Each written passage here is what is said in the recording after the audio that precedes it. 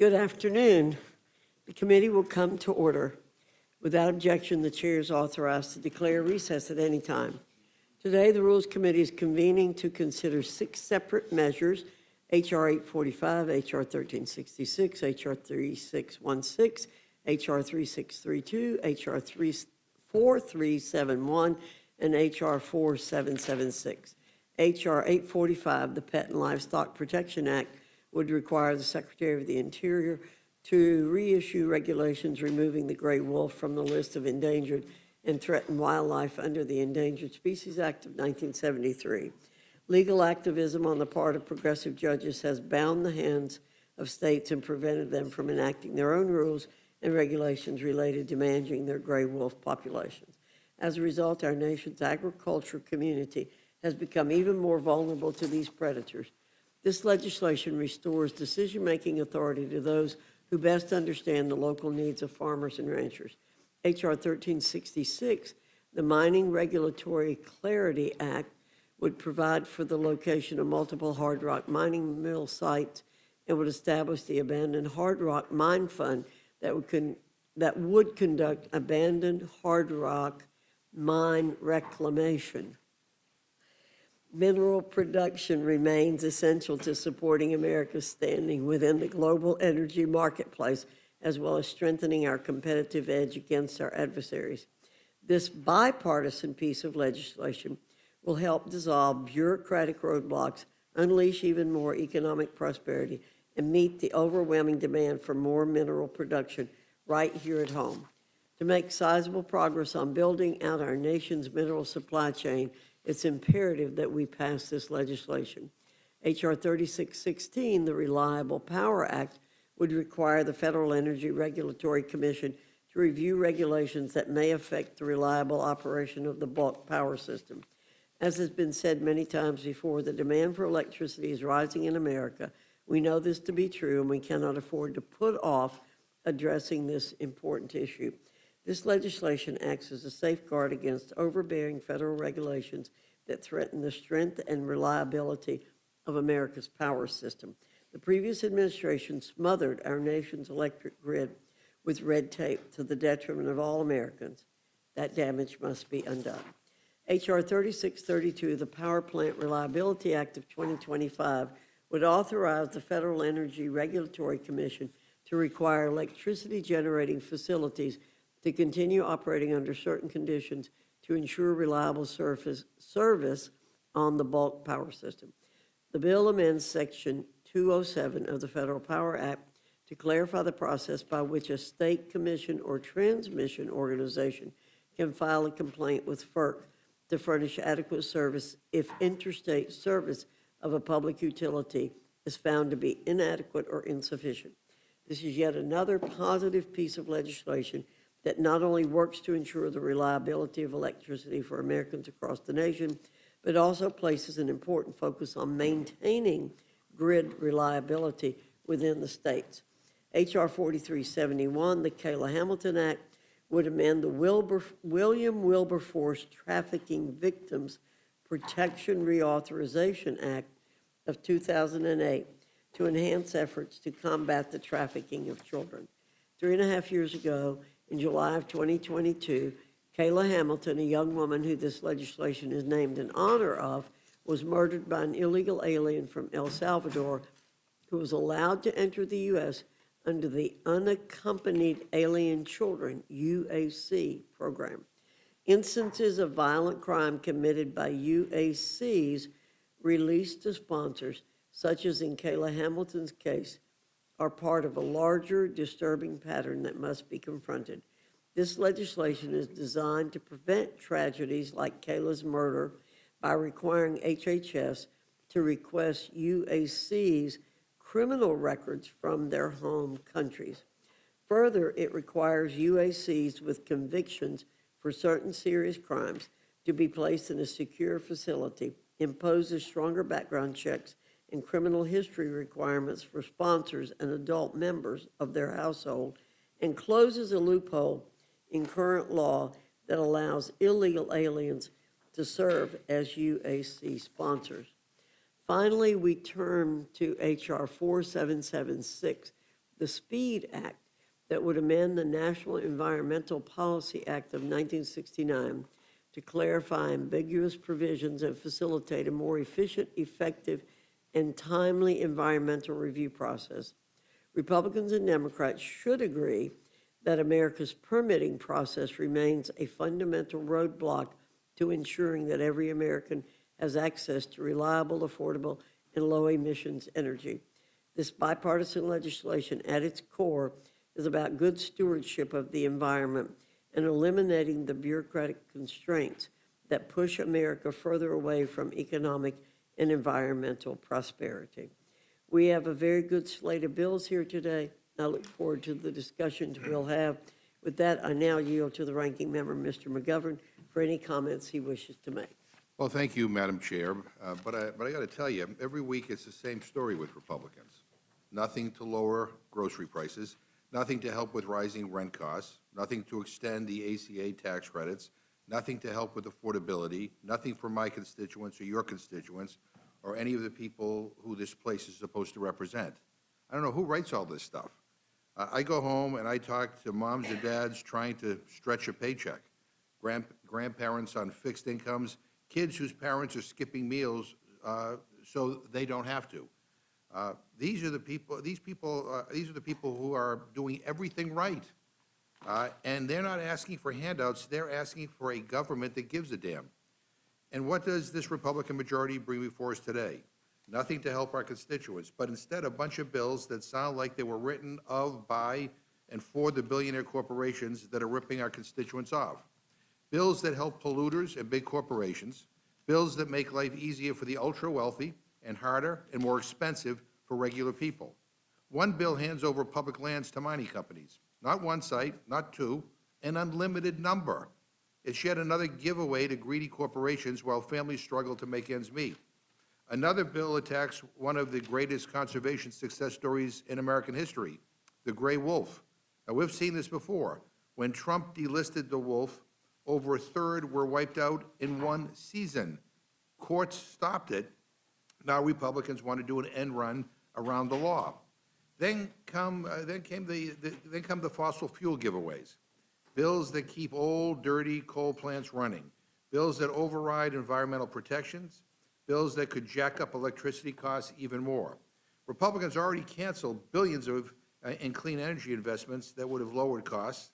The policies in the Republicans' big ugly bill alone are projected to raise electricity prices by more than 60% over the next decade. Republicans are lining the pockets of fossil fuel polluters and sticking regular families with the bill. And you can see it plainly in the bills that they're pushing today. Now, we also have a bill that claims to protect children, but it does the opposite.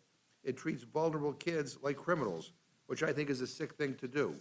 So I don't know who the hell asked for any of this, but all we are asking for here is for you guys to work with Democrats to get stuff done, instead of working with the greedy billionaires and big polluters to rip off everyday people. But apparently, as evidenced by the bills that you're bringing up today, you don't want to do that. And with that, I yield back. Thank you, Mr. McGovern. Without objection, any prepared statements that our witnesses may have will be included in the record. I now welcome our first panel, Chairman Westerman, Ranking Member Huffman from the Committee on Natural Resources. Your full statement will be submitted for the record, and we ask that you summarize your statement in 5 minutes. Chairman Westerman, I welcome your testimony. Thank you, Madam Chair, and to the committee for the opportunity to testify today on 3 of the 6 bills. And Madam Chair, these three bills will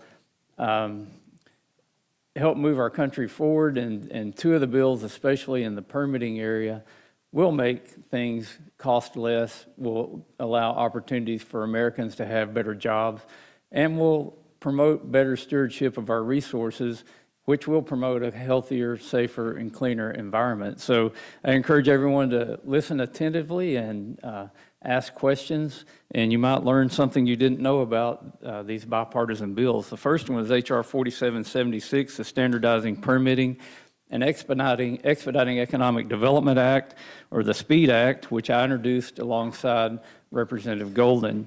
H.R. 1366, the Mining Regulatory Clarity Act, sponsored by Representative Amadei, and H.R. 845, the Pet and Livestock Protection Act, sponsored by Representatives Boebert and Tiffany.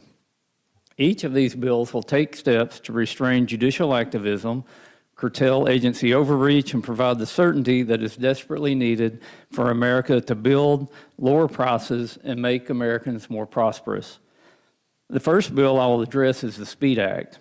This bill is supported by over 300 organizations from all 50 states and every part of the economy, including mining, tech, energy, state and local tribes, or state and local governments, tribes, and public works and conservation organizations. The SPEED Act reflects feedback we've received from stakeholders, federal agencies, and bipartisan members of Congress. The NEPA process has grown into a convoluted mess. Its characteristic results are not improved environmental outcomes, but rather bureaucratic delays, high cost, and regulatory uncertainty. The SPEED Act codifies and strengthens key aspects of the Supreme Court's May 2025 unanimous 7-county decision.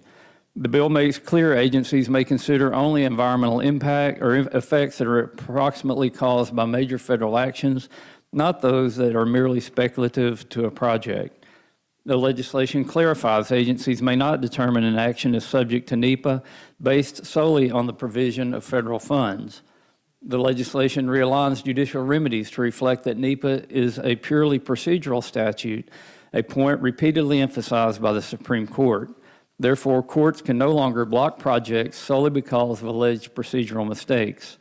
The bill includes language supported by members on both sides of the aisle to ensure federal and non-federal agencies, including counties, tribes, and other local government entities, are engaged in the environmental review process early on. Another provision imposes hard deadlines on agencies to respond to applications and ensures that final agency actions are executed in a timely manner. The bill supports tribal sovereignty by including a provision that bars claims on NEPA actions initiated by tribes which involve tribal resources. It creates a presumption that actions taken by a tribe using tribal resources are in the tribe's best interest, stopping an activist court from asserting that it knows best how to manage tribal resources. America is at a critical point in history. We can continue to lead the world in technology, freedom, and economic prosperity by making good bipartisan policy like the SPEED Act the law of the land. I want to thank my colleagues on both sides of the aisle and the hundreds of organizations that engaged in the SPEED Act's development and who support its consideration in the House. The next bill under consideration, H.R. 1366, the Mining Regulatory Clarity Act. In 2022, the Ninth Circuit Court of Appeals revoked an approved mine plan of operation for the Rosemont copper mine in Arizona. That ruling, known as the Rosemont decision, limited the Forest Service's ability to approve support activities necessary for conducting mining operations on federal land. This decision upended over 40 years of regulatory and legal precedent. Before developing a mine on federal lands, an operator must obtain a mine plan of operations from the Forest Service or the Bureau of Land Management.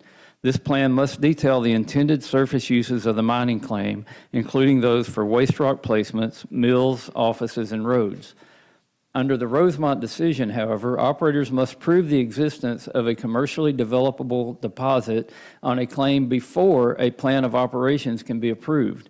The obvious problem is that the economic viability of a site cannot be determined until after the mine plan of operations is approved by the federal government.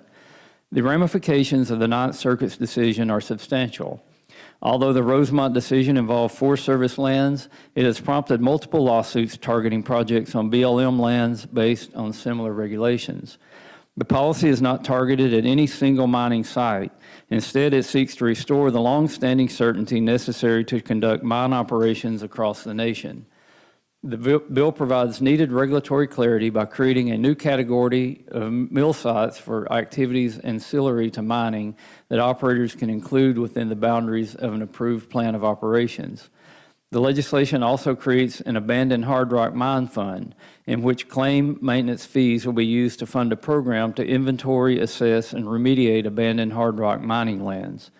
Last year, a similar bill passed the House with bipartisan support.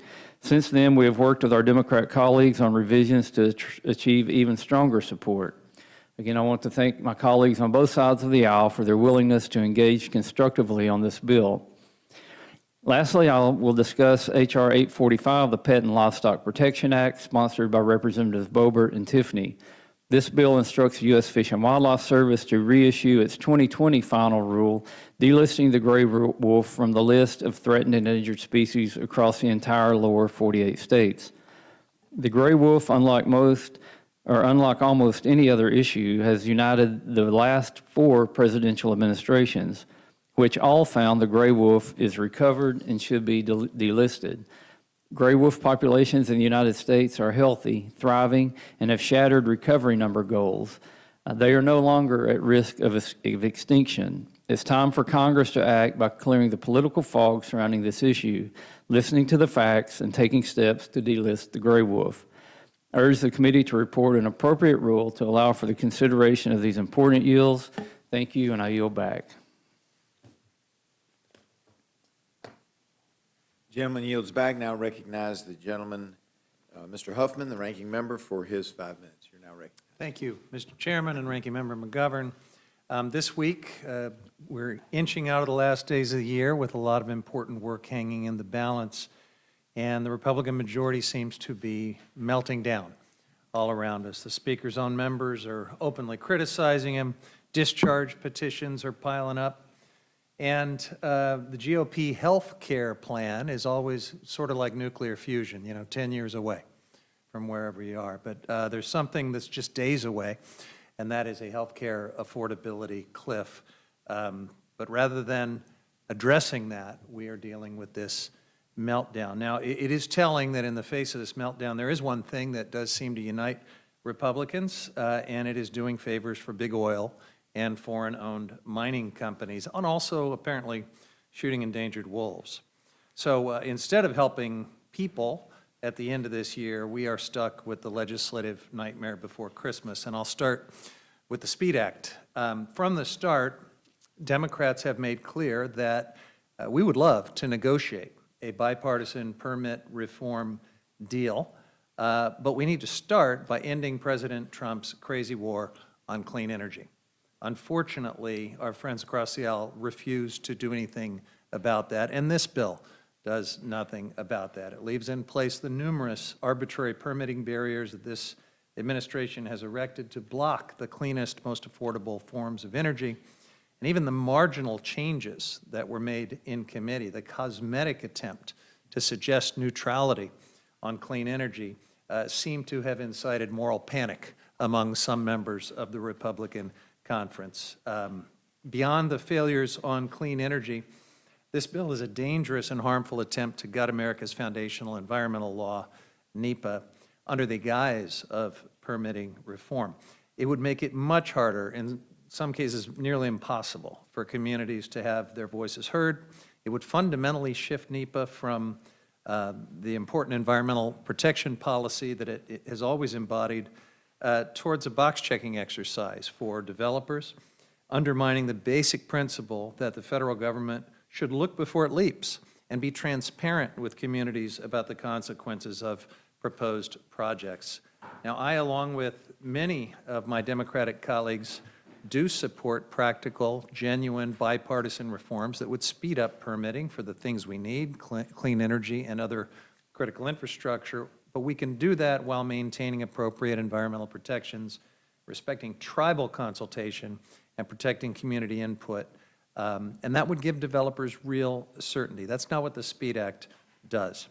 But true to its title, someone in Republican leadership does seem to be pulling a fast one with the SPEED Act. 2 weeks ago, the Congressional Budget Office told us privately that this bill would, quote, significantly increase direct spending over the 10-year projection period, end quote. And I have it right here in writing. Now, that was on a preliminary basis. In fact, we don't have a final public CBO score.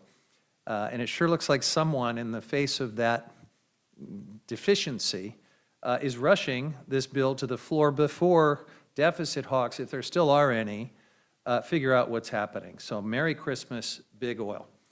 I want to go next to the Mining Regulatory Clarity Act. On both sides of the aisle, we seem to want the same ultimate goal. We want to secure critical minerals supply chain, but that seems to be where the similarity ends. Democrats want to strengthen domestic supply chains without trashing our public lands or handing sweetheart deals to foreign-owned mining companies. Industry argues that this bill would provide certainty and clarity for mining and exploration, but in practice, this fix would allow mining companies to use public lands for unlimited dumping of mine waste. They could also use it for whatever they like without paying fair market value to the federal government without serious scrutiny. The mining industry, including companies owned by foreign adversaries, apparently doesn't even need to send Santa a wish list because this administration and members of this Congress are spoiling them with everything they've ever wanted. And finally, in this hearing, we're revisiting a favorite obsession of some House Republicans, delisting the gray wolf from the Endangered Species Act. True ESA recovery must be based on best available science. That's how it works. Instead, this bill sidesteps rigorous analysis and simply reinstates a delisting that was overturned by the courts because it was illegal. It represented bad science. This bill is fueled by unfounded fear-mongering and conspiracy theories, which also appear to drive many state-level policies that threaten wolves. We do not need to delist wolves in order to manage the kind of challenges that are presented with a lot of top predators, sometimes conflicts with pets, livestock, and sometimes, and a very remote possibility, of the threat to humans. Wolf attacks on people are almost non-existent. But we do have tools for wildlife managers to use, and we can support those things to make sure that we reduce threats to people and property, livestock. We have programs that provide compensation for livestock taken by wolves. And before we accept this notion that NRA members and trophy hunters should just shoot more wolves, and we'll call that conservation and wildlife management, we should listen to scientists and experts. And we should consider tools like restoring our deer and elk herds that could take some pressure off the occasional conflicts that exist with our recovered wolf population. So that's where we are, just before the holidays, colleagues. The American people tightening their budgets, preparing for a massive spike in healthcare costs, trying to make ends meet with this disastrous Trump economy.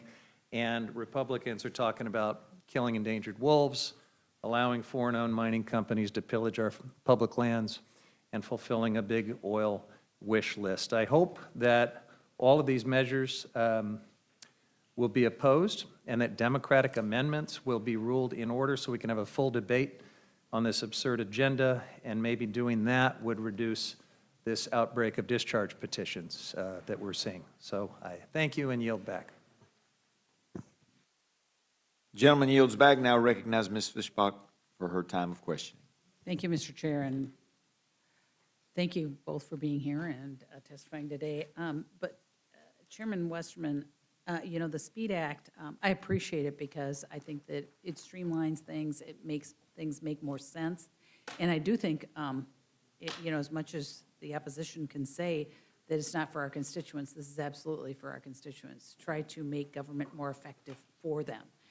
And so, you know, maybe, and I understand that, you know, NEPA may be well-intentioned, but it's just become bloated and out of control. And so I'm wondering, can you speak to how the SPEED Act will help to streamline those permitting, while still preserving the original intent of NEPA? Yeah, thank you for that question. And I don't think you'll find many people that will argue that NEPA wasn't a good idea for our country at the time when it was put in place. And good things came from that. We had better environmental protections. We had better stewardship of our environment. But over time, these well-meaning laws got weaponized, and now they're used to stop things more than they are to actually protect the environment. And you have an adverse environmental effect when you stop things like good forest management, when you stop new technology and innovations from happening that make things more efficient. Think of all the motorists that sit idling in traffic and how much energy is wasted sitting in traffic because we can't get infrastructure projects built more quickly. NEPA affects so many things on so many different levels, and a lot of times we go right to energy, to oil and gas production or transmission lines or something like that, but it affects all public infrastructure projects as well. ports and airports, roads and bridges, navigable waterways.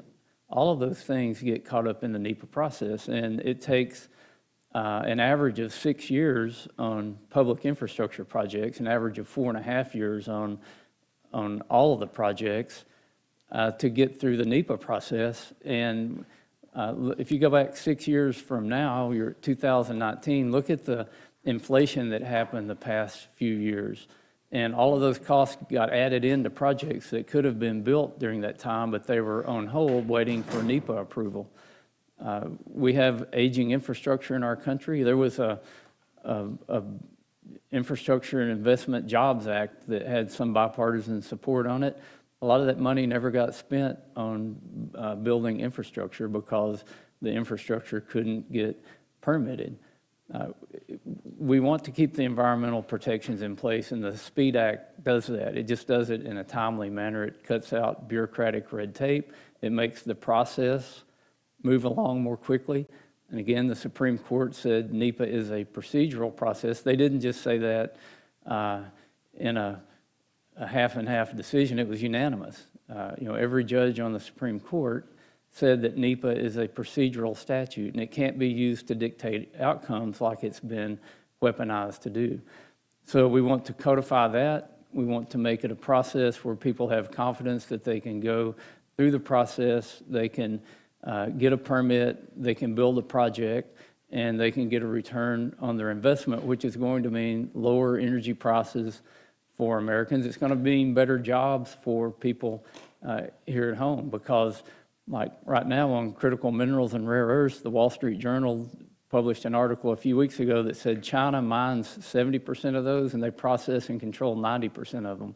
We have all of that here in America, but the National Mining Association said from the point you find a deposit here, it takes 29 years to produce that in a mine.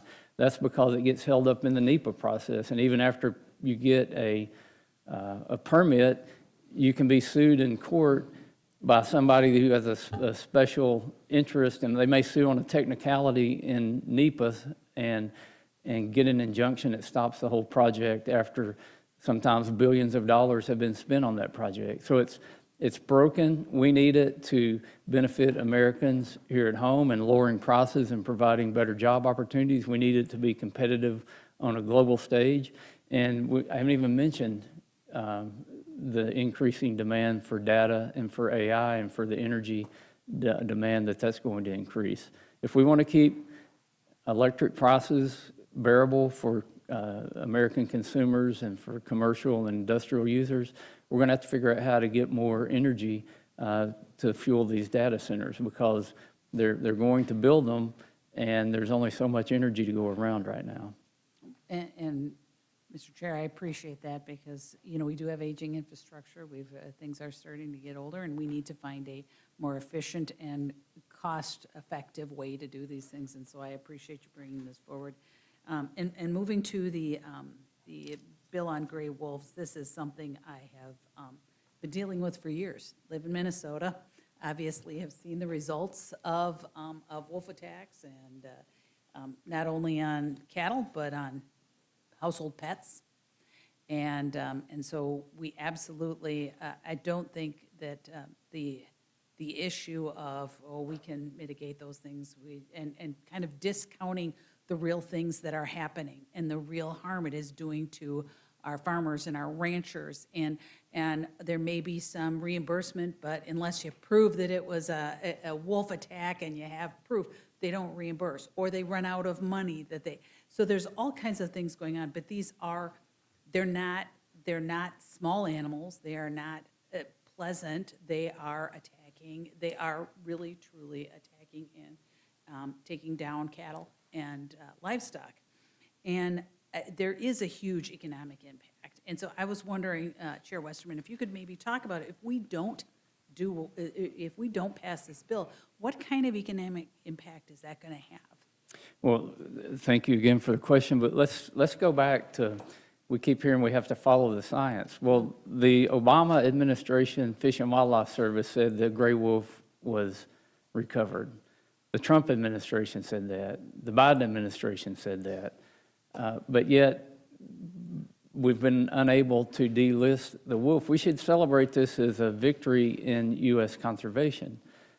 These wolves, they spread out as their populations increase, and they spread out into areas where they're interacting with humans and with human activities. They're not only eating deer, they're now eating cattle and sheep and anything else they can get to. So there's an economic impact on farmers and ranchers immediately, but that translates into an economic impact on consumers at the grocery store when we've already got a huge shortage in beef, which is driving beef prices up. Absolutely, and I appreciate that the issue of the science also, because, there was proof that, like you said, it was a success story. And so, and then we've been going back and forth, and now the Democrats are trying to say that we're not following the science, even though a few years back, it was the proven science, so. But all that aside, go ahead, I'm sorry.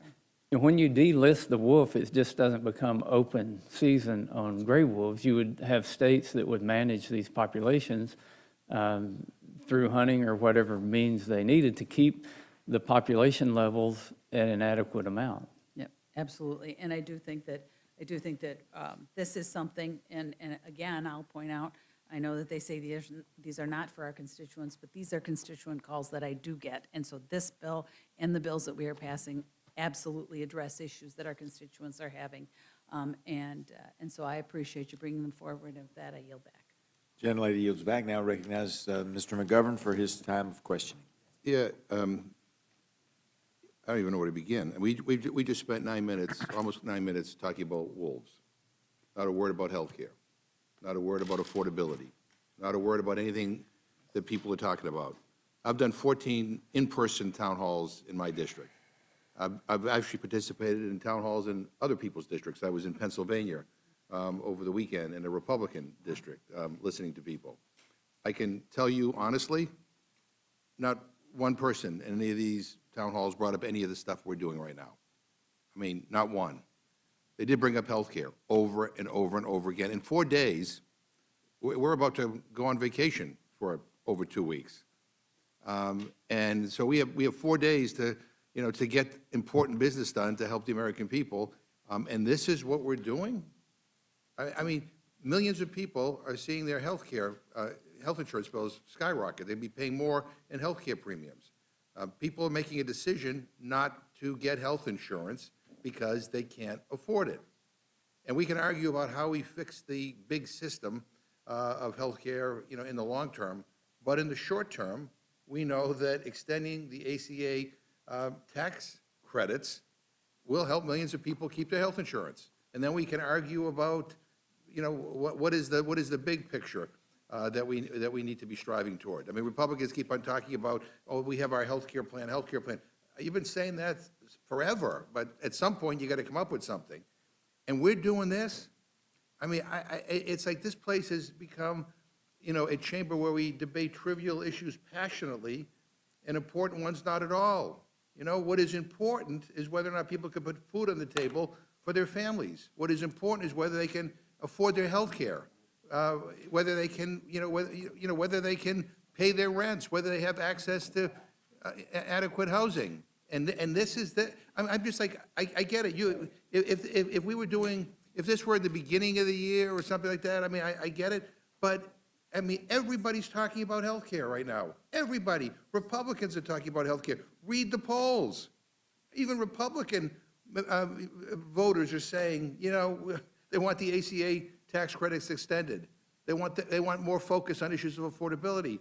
And this is what we're doing. So, Mr. Chair, with all due respect to everybody here, I'm not going to waste any more time talking about this stuff. We ought to be doing something serious about lowering the cost of living for people. And this is not it. And with that, I yield back. Gentleman yields back. Now recognize the gentleman from South Carolina, Mr. Norman, for his time of questioning. Thank both of you for being here. Chairman Westerman, you brought up the fact about lawsuits and how the SPEED Act will help curb those. That's an epidemic all over this country that's costing the businesses and ultimately the consumer at every level. How does it give me specifics on how you think this curbs frivolous lawsuits. Yeah, that's a great question and something very timely, because if we want to talk about affordability, we're going to have to start building things here again and building them more quickly. And the SPEED Act is key in making that happen. Now, specifically what the bill addresses, and I know NEPA can be a confusing thing because it's a massive process, but I said it takes an average of 4.5 years to get a permit. We call those permits a record of decision. So you go through jump through all the hoops, fill out all the paperwork, you get your record of decision. So logic would tell you you can go build your project, which you can. But under current law, there's a 6-year window. And during that 6-year window, anybody can file a lawsuit to stop your project. And they file that lawsuit in an Article 3 court, and they can file it on something as trivial as some procedural mistake in the NEPA process. So then a judge can issue an injunction against your project, and you're stuck without being able to finish your project. Now, some things that we've heard about are like the Keystone XL pipeline. This was in the news a lot. Billions of dollars were spent. Thousands of federal and local permits were received to build it, and the company started building it. Again, they spent several $billion, and then a judge stopped it and even made them, the Biden administration made them tear up part of the pipeline. So investors put billions of dollars into a pipeline that never moved a drop of oil. Go out to Arizona, there's a mine called the Resolution Copper Mine. It's got enough copper in it to meet our demands for decades. And we all know we need more copper for the things we want to build. Well, in good faith, the permit process was going through that took many years to get that done. They invested $2 billion in it, dug a hole 7,000 feet deep in the ground to get to this copper, and then a judge issued an injunction and stopped the project. So there's $2 billion of investment that nobody's getting a return on, and nobody's getting that copper to use here in the projects. We can go on and on with examples. I like to talk about the Atlanta airport. The last runway built at the Atlanta airport took 11 years to build it. It actually only took 18 months to build it, but it took 9.5 years to go through the permitting process to build it. Think of not only the escalation of construction cost over a 9-year time frame, but think about all those missed takeoffs and landings and delays and the lost economic opportunity because we couldn't build that runway. And the judicial review section of NEPA is one of the most abused parts, and we've got a lot of bipartisan support to reduce that 6-year time frame down to 150 days. Yeah, time is money in the real world. Especially when you've got a lot of inflation. Copper hits my district pretty hard. We got companies there that are trying to curb what we get from China and other countries, but it's been a tough sledding for them, and that's a top concern. So thanks for bringing this up. I won't go into the gray wolf. That's kind of I'm glad we get that. The calves that they're taking off market, like I said, there's a shortage of meat right now and other products. So anyway, thanks for bringing this before us. I yield back. Thank you. Gentleman yields back now. Recognize the gentlelady from Pennsylvania, Ms. Cannon, for her time for questioning. Thank you, Mr. Chairman. So the SPEED Act, I think there's widespread agreement that NEPA needs some permitting reform, but I'm far from sure that this is the vehicle to do it. I mean, we've heard a lot about timing of getting permitting underway, but in the last couple of years, there have been significant changes to the NEPA permitting process, and in fact, there was significant investment through the Inflation Reduction Act to provide for better infrastructure, to make sure that permits could be processed. Now, my understanding is over those 2 years, the time for permits has been reduced by over 1.5 years, by about 28%, and that that could continue, but then the IRA funding has been rescinded, And of course, we've had the doging of all of our federal agencies. So can you talk about what's happening as a result of these current White House policies? Yes, thanks for that question. And you're absolutely right. Thanks to the investments that a couple of Congresses ago, we enacted, the Biden administration had dramatically shortened permitting review times. And remember, those are for the most complex projects. And so we just heard that, you know, permits generically require 4 years on average. That's like saying that Steph Curry and I average 15 points a game in the NBA. You're playing all kinds of games with those numbers. Most projects never have to go through NEPA. Those, they do overwhelmingly proceed under expedited authorities, and only the most complicated, big, huge projects have to go through the full environmental impact statement. And that had dramatically shortened under the Biden administration. So you're absolutely right. We're all interested in seeing things move faster, but we need to be honest about the numbers and also honest about the things that we're working that have been taken off the table, unfortunately, by our Republican colleagues. Yeah, it's similar to the fact that all of the firings and folks being laid off at the IRS is hurting our ability to collect revenue. So, Right. Just a similar situation there. I'm particularly concerned that this bill seems to be yet another effort by House Republicans and the White House to put their thumb on the scale for oil and gas to the detriment of clean energy projects. And I mean, one of them would be the cancellation of the Esmeralda 7 project, which would have been the biggest solar farm in the U.S. So we're seeing this administration sort of weaponize the permitting process to undermine clean energy projects. Can you tell us a little bit about that? Yeah, certainly Democrats really wanted to work with Chair Westerman and our colleagues across the aisle on moving clean energy projects forward faster and not just allowing the Trump administration to pick and choose and literally to take the clean energy industry hostage. We cannot make any progress, unfortunately. We were unable to get any of our amendments passed in committee.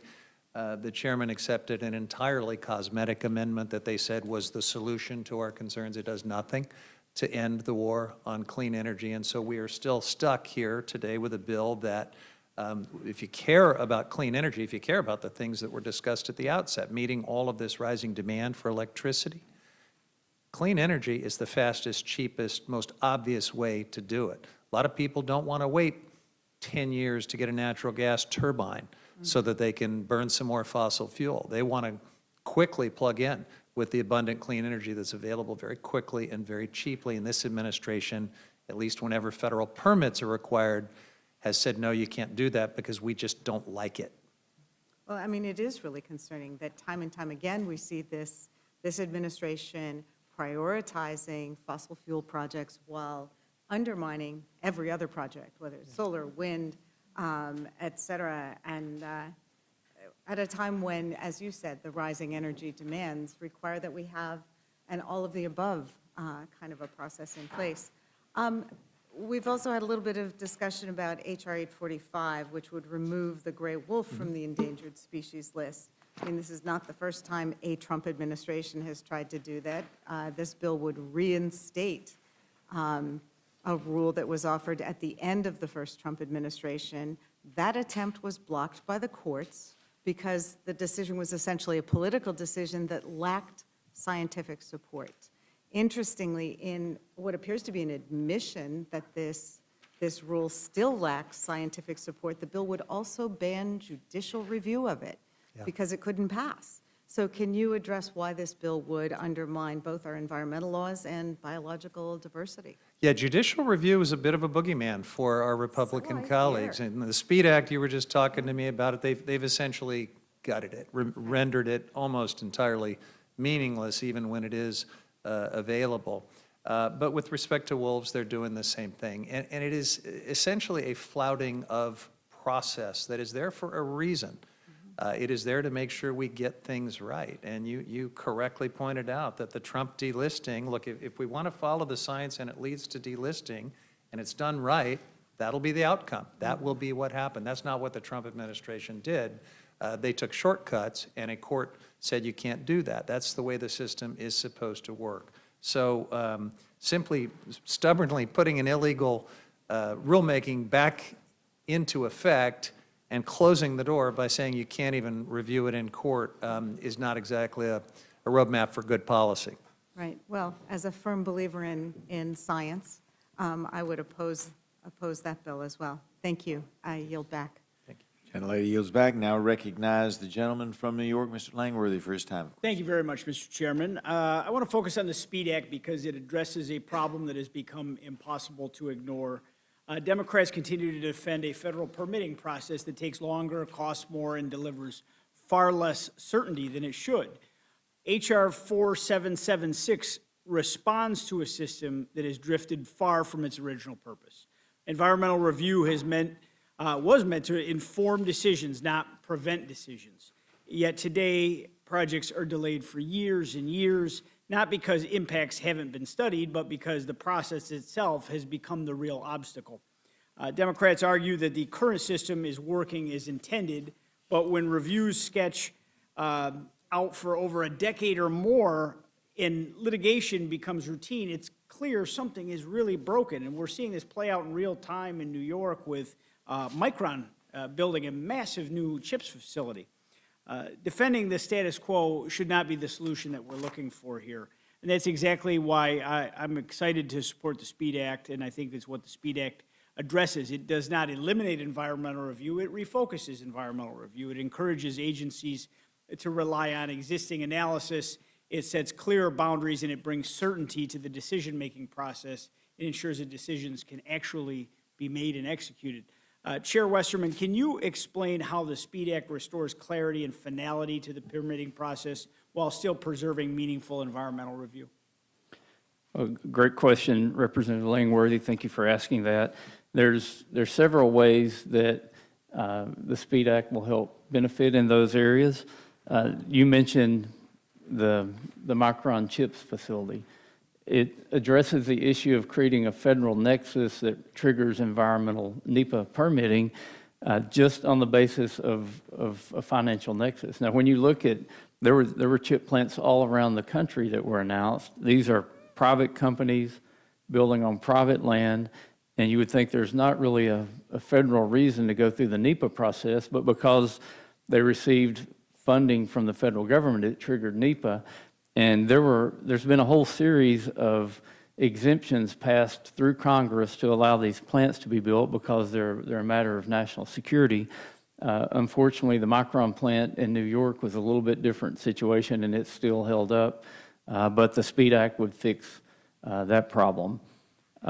This is a bipartisan permitting reform bill. Despite what you might hear, there's 7 Republican, 7 Democrat co-sponsors. We worked as much as we could to take in information from both sides of the aisle in the committee markup, as well as stakeholders from all different industries across the country that have to deal with the NEPA process.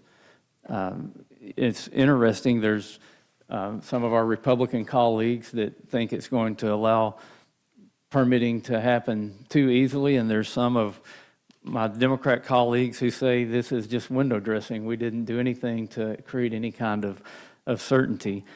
But I can tell you a lot of people are convinced that this will be good for the country if we pass this language. And I challenge anyone to find where any winners and losers were picked in the bill. We went at it from a project neutral, from a technology neutral standpoint, with the idea that when someone approaches their government to get a permit, that the government is kind of like Lady Liberty with the blindfold and the balance scale. And you make your case and you have a fair shot at getting a permit. You're not you're not in a decision that's drug out for decades sometimes. You either get a yes or a no, and you can invest your money and make a return, or you can go do another project somewhere else. And so much hinges on us being able to do that going forward. Well, it's critical. I mean, as we're seeing in upstate New York, I mean, there's a lot of national security implications as to why we need Micron to have a robust facility there. But there's a lot of our economic plans around this facility, and they're already a year behind. schedule because of arduous state and federal permitting. And this is a very bipartisanly supported project. If I can add to that. Absolutely. So a recent case in point, in the reconciliation bill, there was, I think, about $12 billion put out to upgrade our air traffic control system. And I serve on the Transportation and Infrastructure Committee. This should have been done decades ago. And if you look at the technology in our control towers, they're terrifying. DOT is telling me that they're being held up in doing those projects by getting NEPA permits to run fiber optics to control towers. You can't make it up. And we have to have a process that works, not just for economic benefits, but also for safety benefits. These projects oftentimes mean that we have safer roads and bridges, we have safer railroads, we have safer airports and airplanes, but if it gets held up in the permitting process, you never get a chance to implement the technology. And I know that Airlines for America just endorsed the SPEED Act. You've got people or groups from all different aspects of our economy that know how NEPA affects their ability to build and do good things in America, and that's why we're getting so many endorsements for it. No, thank you very much, Mr. Chairman, and thanks for leading the way in this important area. I mean, permitting reform is drastically needed, and we need, long-term bipartisan agreement on permitting reform. This bill, the SPEED Act, is a strong step towards restoring clarity and balance in the permitting process and supporting responsible development and ensuring that projects can move forward without unnecessary delay. So I'm proud to support this legislation, and I'm looking forward to its passage, and I yield back, Mr. Chairman. Gentleman yields back. Now recognize the gentleman from Colorado, Mr. Neguse, for his time of questioning. Thank you, Mr. Chairman, and good evening to our ranking member and to the chairman of the committee, and of course grateful to both of you for your testimony.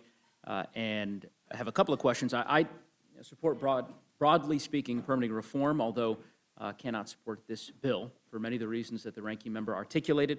And Chairman Westerman, I have a couple of questions I guess I wanted to ask of you. I'll preface those questions with, of course, an acknowledgement of my deep and abiding respect for you as the chairman of my committee, and very much appreciate the work we do together, notwithstanding that we perhaps couldn't have a meeting of the minds on this particular bill. So, with all of that said, it sounds like the premise behind, I want to zero in on one provision of the SPEED Act in particular that's already been the subject of some discussion, and that's the statute of limitations.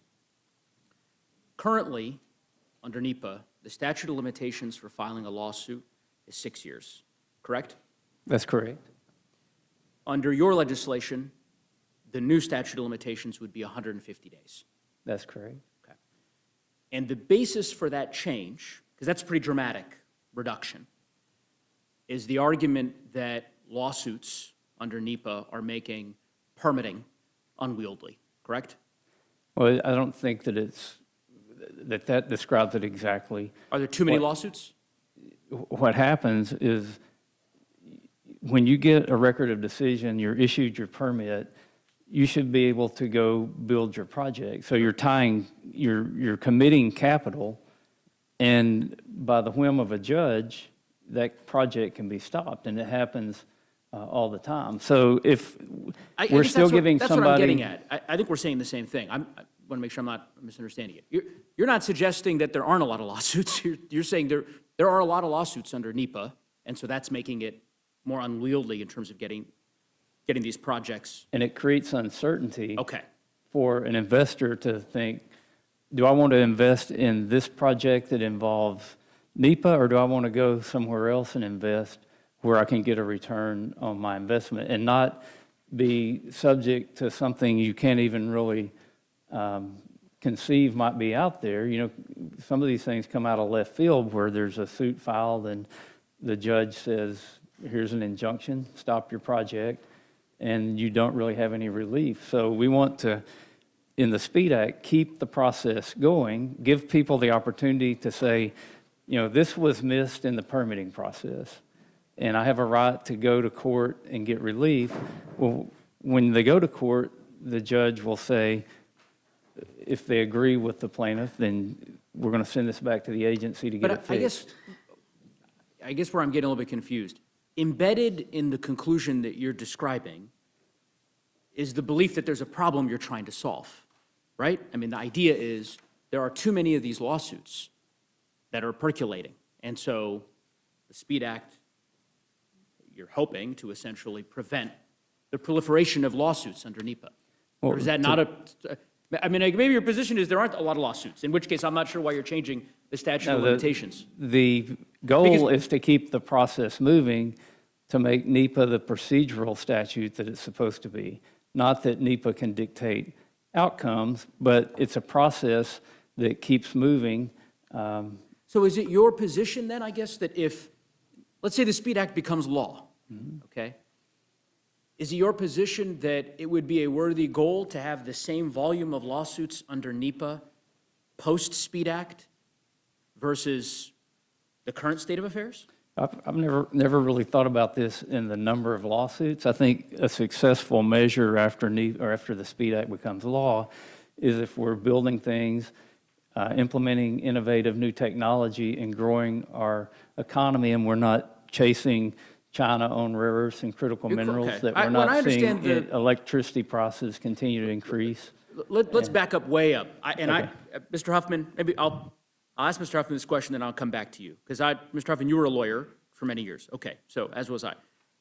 The whole concept behind a statute of limitations is to provide legal certainty. So you're shortening, or rather, those who are championing this legislation are shortening the statute of limitations with the hope that there are less lawsuits.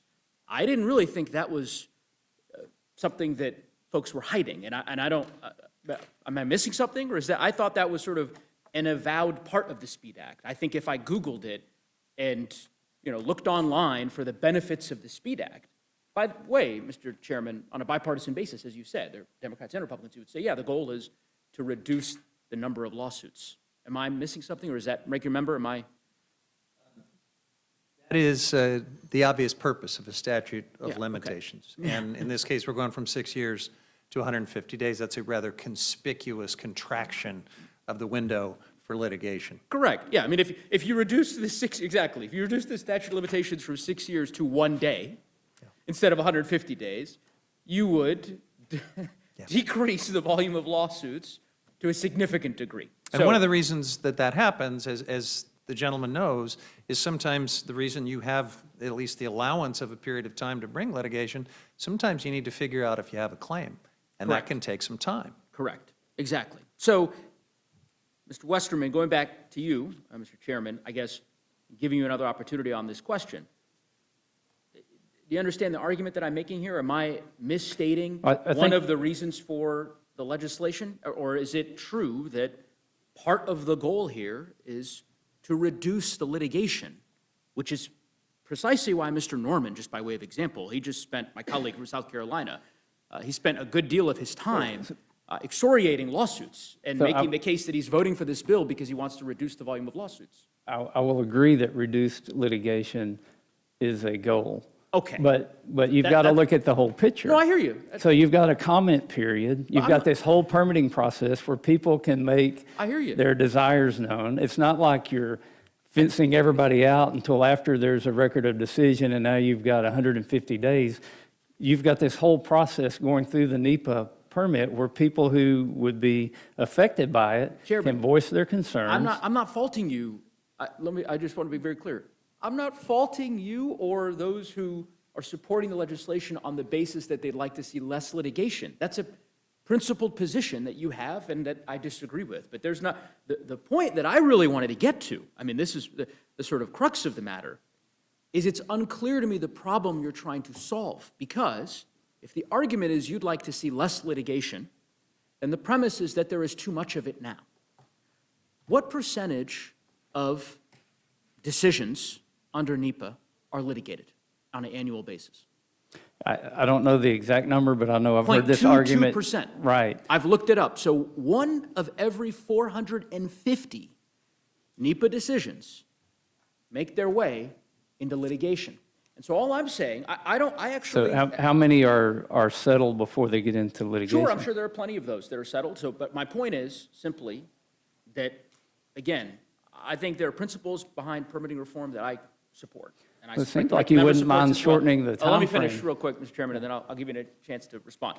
But I think in particular, the winnowing of the statute of limitations from 6 years to 150 days is so substantial that it merits further consideration by this body, and I think, I would hope that you'd be open to some compromises in that regard. I can't find, I looked, including, by the way, in the organic statutes of the state of Arkansas, that I know you proudly represent, I cannot find a corollary for that narrow a statute of limitations of 150 days. And I don't really understand why the coalition that you've assembled landed on 150 days. Why not say, you know what, we're going to go from 6 years to 3 years. We're going to cut the statute of limitations in half, or actually even better, say, we're going to cut the statute of limitations by 80-some%. We're going to go from 6 years to 1 year.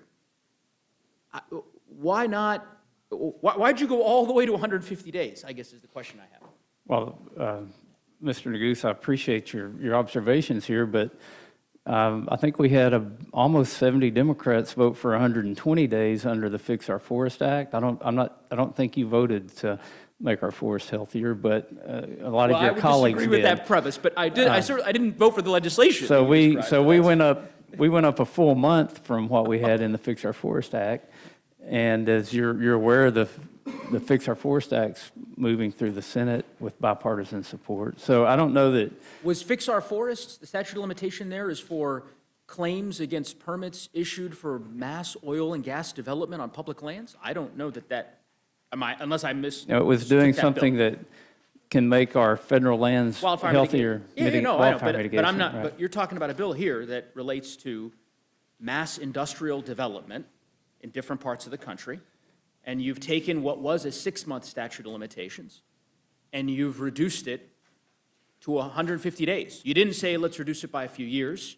You didn't say, let's reduce it by 50%, 60%, 70%, 80%. You basically eliminated it. You said, you know what, if there's a neighborhood in Arkansas, some folks, some constituents of yours who have some objections to a wind energy project that's coming online in their area, farmland close to, adjacent to where they live, they've got about 150 days to challenge that decision.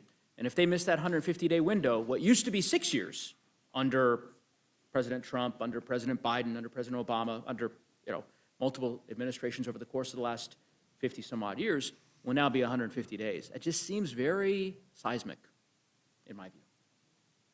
Disagree?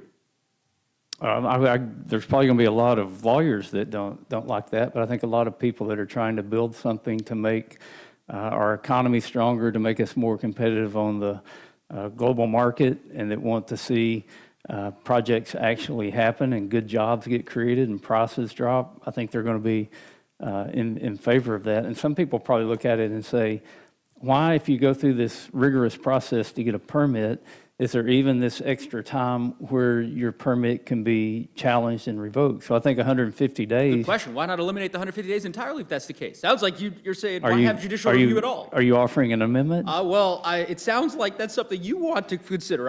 As I said, I think that Again, 150 days is too limited. We negotiated in good faith with our Democrat co-sponsors, and 150 days is the time we came up with. I think that if the people of Arkansas are entitled to access judicial review for environmental permits that are issued by the various state authorities for projects, then the American people ought to have that same right to judicial review for NEPA decisions that are made at the federal level.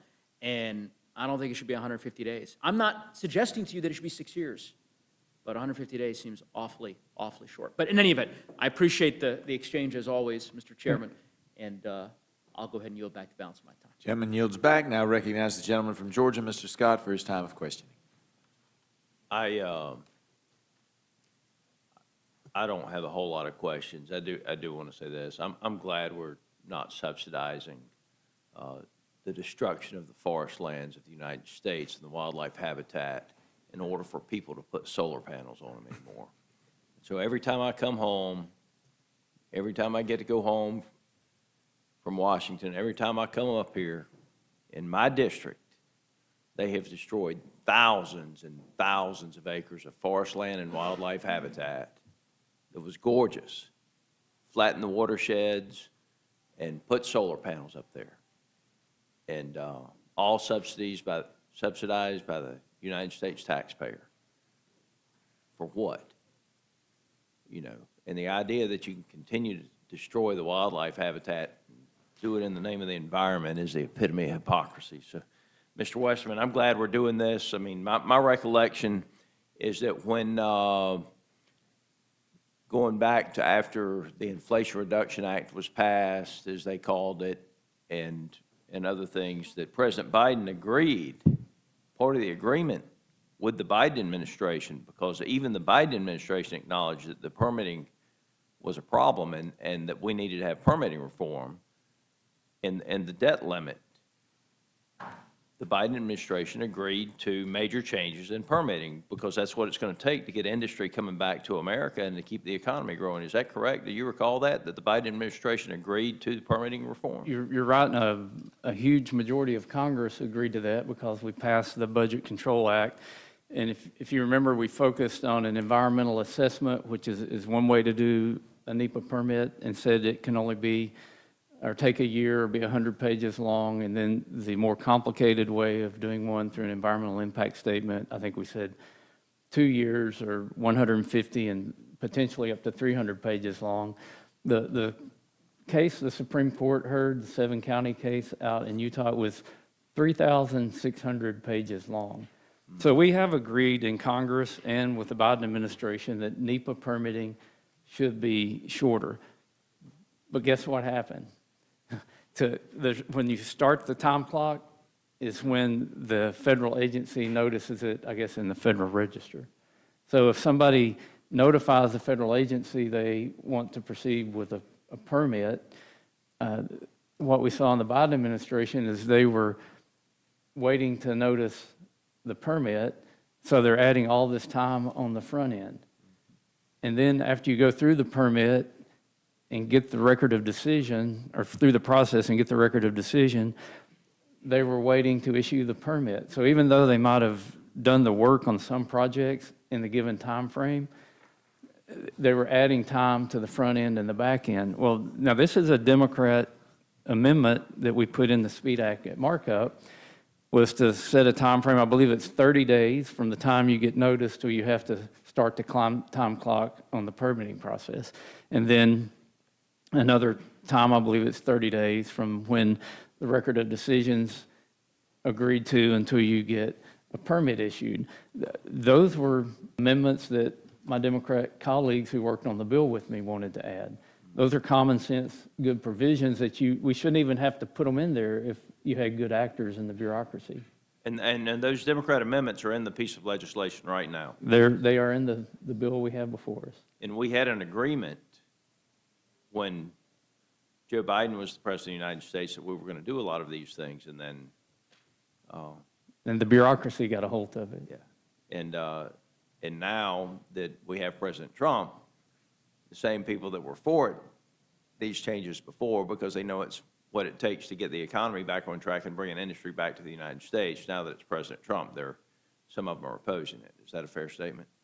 I can't read people's minds why they're opposed to it, but I don't understand why people would be opposed to it. Yeah, well, you're a much nicer man than I am. I'm glad you're doing this. I appreciate your work on it. I'm gonna mention one last thing to you. The European Union deforestation that was drafted for Brazil, is the European Union trying to apply that to the United States and to American landowners?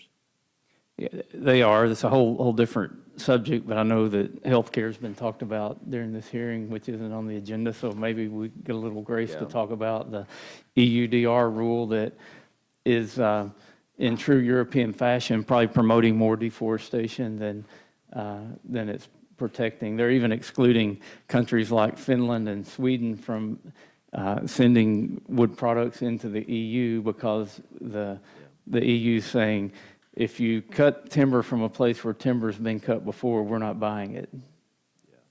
It's totally ridiculous. It's abusive. The European Union, their deforestation regulations and the other things that they're doing with trade barriers for the United States. I'll tell you, friends don't treat friends like that.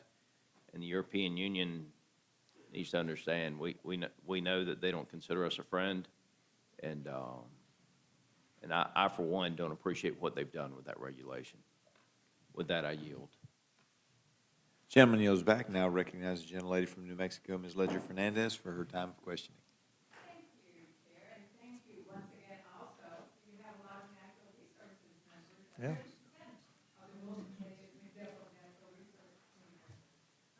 Chair Westerman, I want to go to a different subject. Can you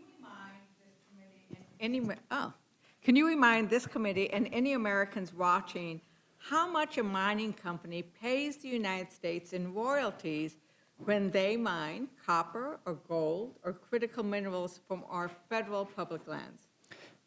Yeah, you could answer the question, but there's not royalties on minerals, but there are lease fees. And what we have to look at is the bigger picture of the economic benefit of producing those things. The U.S. Geological Survey and the Department of Commerce puts a report together every year. We can get you a copy of that, but it shows that for like every dollar that of mined material or recyclable material, when that ends up in our domestic economy, it multiplies by a factor of 28. Right, there's lots of industries that whenever you work on them, but people pay for the input, right? People pay for the products. And in fact, in our oil and gas industry, they pay a royalty. Now, they pay a lower royalty thanks to the big, beautiful bill because Republicans reduced the royalty, but they pay a royalty in the oil and gas, but they don't pay any royalty for hard rock mining. And so if they're not paying any royalties, how much, if there happens to be a company that is owned wholly or partially by our adversaries like China, it's correct then that they're not paying a royalty either, right? They're getting our minerals for free. Well, in the first place, I don't think a company owned by China is going to be mining in the U.S. But they do, in fact, and we have foreign-owned companies that are mining. I'm holding up here an article, Chinese ownership of lithium mine in U.S. raises concerns. State were upset that U.S. seeding market, because we actually know that Chinese companies have interest in the foreign companies that are mining. Do you know how many of the uranium mines operated in the United States are actually owned by American companies? I know that we only produce 1/2% of the uranium that we use in the U.S., and we import it heavily from Russia and Kazakhstan. And so gold company, the gold mining, uranium mining, it is done, a majority of that is done by foreign companies. Wouldn't it be nice if we created a business atmosphere so American investors could do mining in the United States again? Well, and I think you're also none of these bills missing are doing that, Mr. Chair. But the point that I wanted to get at is I think something that we might actually agree on. Because when we were in the Natural Resources Committee, I asked Secretary Burgum. I said, leave aside, I don't think foreign mining companies should be taking our resources and not paying the American people a royalty, because that's our gold, that's our lithium, that's our copper, right? We should not be sending it off. And we should definitely not be sending it off to our adversaries. And so I actually asked Secretary Burgum if he would support legislation to stop foreign adversaries from taking our critical minerals for free. Do you remember what he said? I'll quote it if you'd like.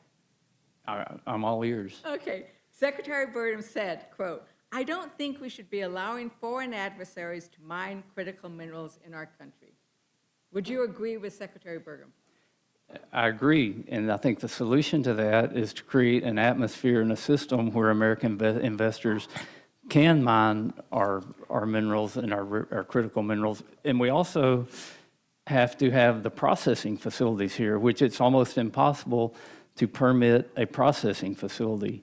So if we want to have American investments in mining and we want to keep those materials here, we also need to make a process where we can further process those materials when they come out of the ground.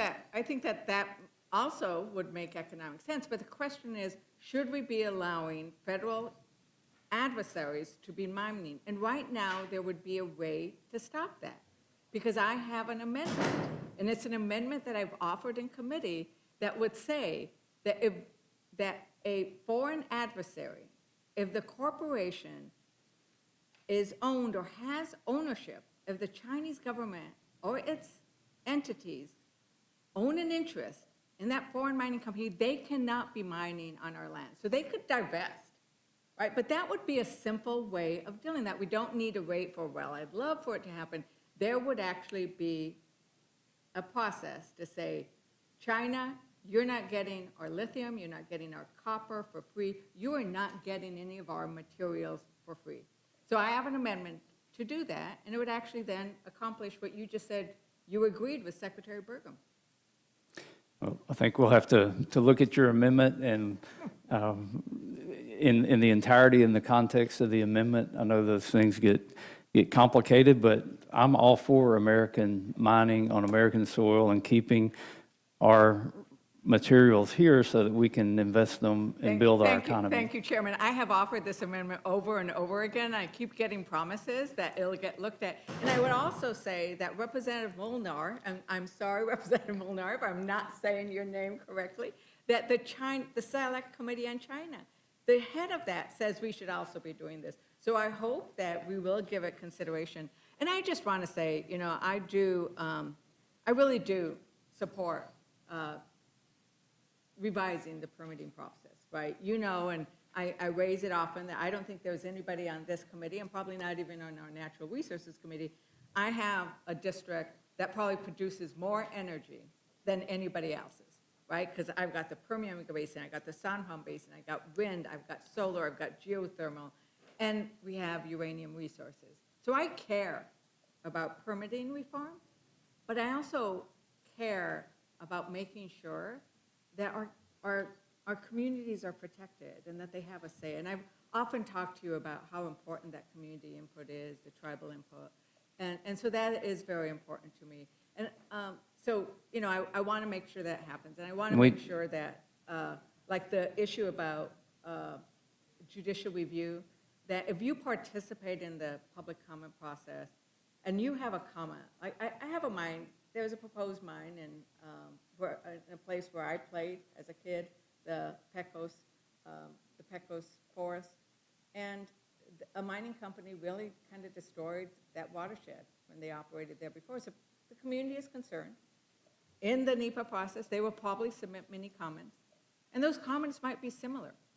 And under the SPEED Act right now, because multiple neighbors might have submitted the same kind of comment, they would not have any authority to contest it in judicial review. I disagree with that, because when we're talking about having unique and substantive comments, if an individual proposes a comment that's maybe the same comment that a group proposed through a big email campaign, that still makes it unique because it came from an individual, not through some organization blasting emails. Is there anything in the bill that says that's how you define unique? I mean, if you went to a Webster dictionary and said, what's unique? It's like, it is not like somebody else's. And so you could have two neighbors, you could have a village, all show up. And I need to tell you, I've showed up in those meetings, and there are a lot of people, and they have the same concerns. And so I think that tying it to whether somebody does a forum or not does a forum, unique is not defined. And so I'm not saying we should get rid of the whole. I mean, I did earlier in natural resource, I pulled back from that we should just take out unique, because then what is the definition? There's no definition of unique other than what's in the Webster's, and that's like, is not like anybody else's. A word was different, your name was different, your address was different. What makes it unique then? And I will say that we've had several tribes endorse the SPEED Act, and I believe those protections are there. And the whole aim on the unique and substantive portion is to prevent massive blast email campaigns, which happens during comments all the time.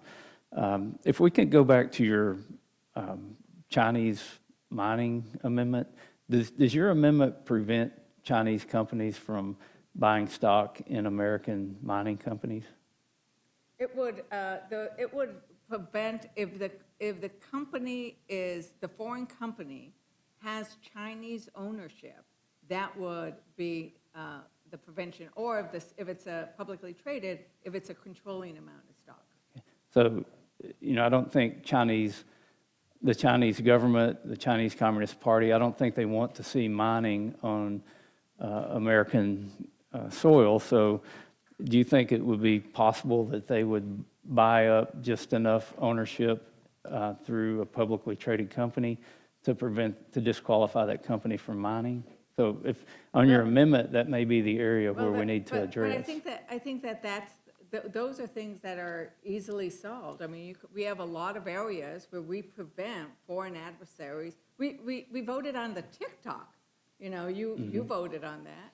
So there are ways in which we can prevent foreign adversaries from taking our copper, our lithium, things that we need. And I think it's something that, I'm going to say, I didn't come up with this.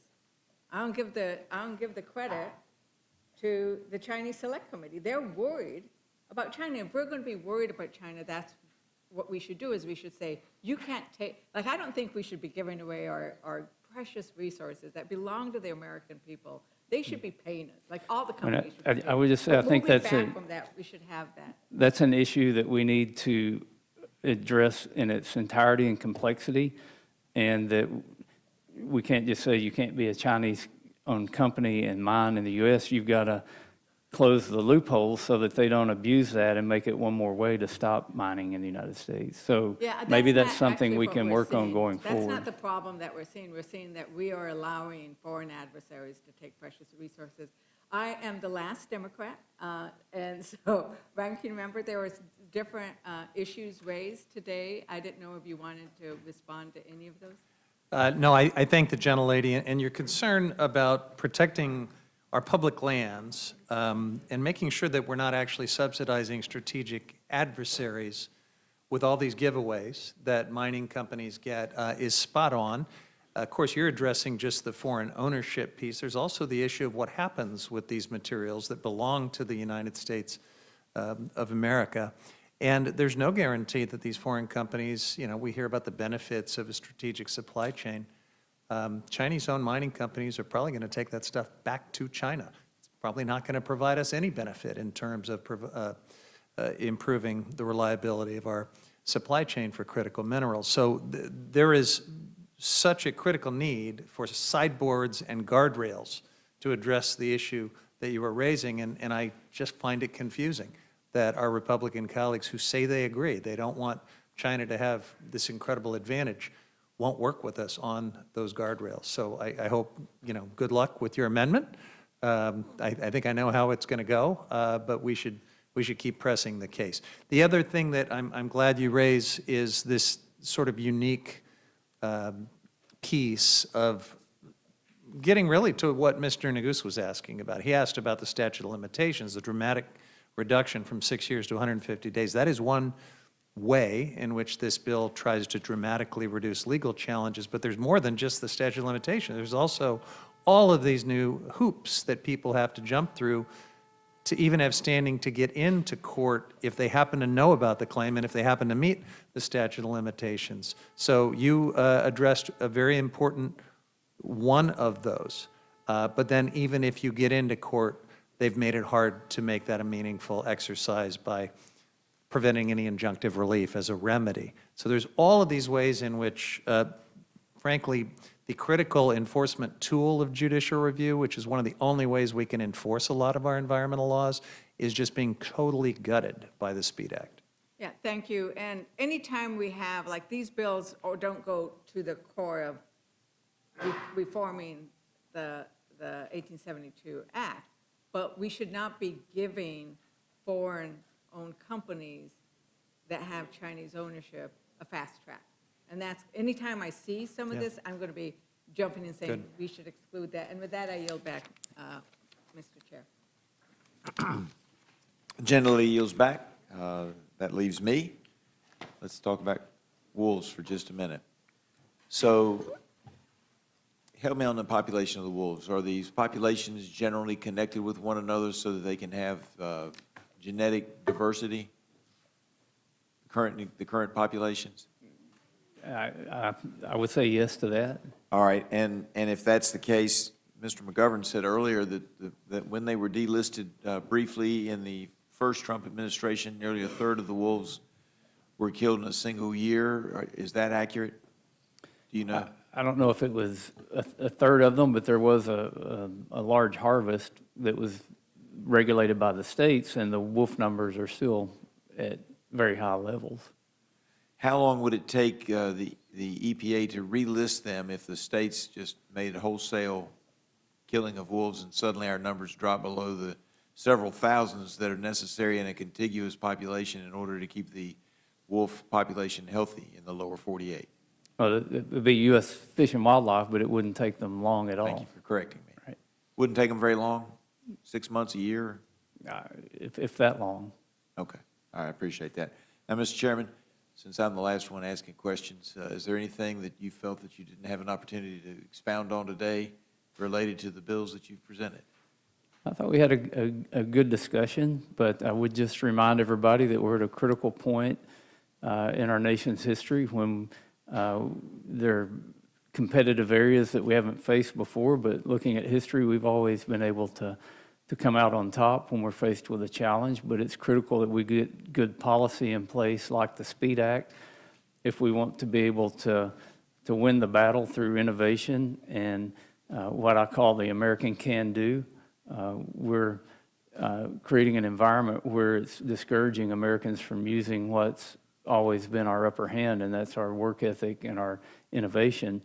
And we're going to have that as we work to provide the energy that's needed, which is foundational for any economy, as we work to build infrastructure that doesn't break the bank and that gets done on time. And I think that's why there's such a large bipartisan interest in doing permitting reform and getting this bill to the Senate so we can have further negotiations on it.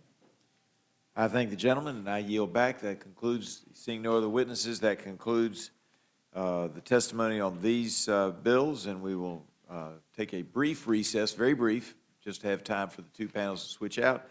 And once the first panel has gone, I will call on Mr. Balderson and Mr. Pallone to move forward to the table so we can get started on the next panel.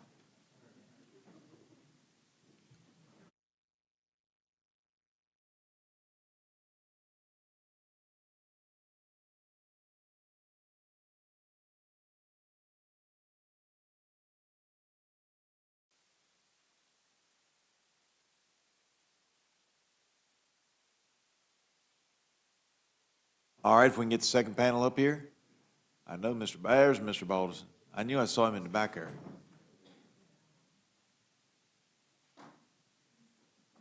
All right, and now welcome our second panel, Representative Balderson and Ranking Member Pallone from the Committee on Energy and Commerce, a great committee. Your full statement will be submitted for the record, and we ask that you summarize your statement in 5 minutes. Go ahead and get your water. All right. Nothing to apologize for. Representative Balderson, I welcome your testimony. You are now recognized.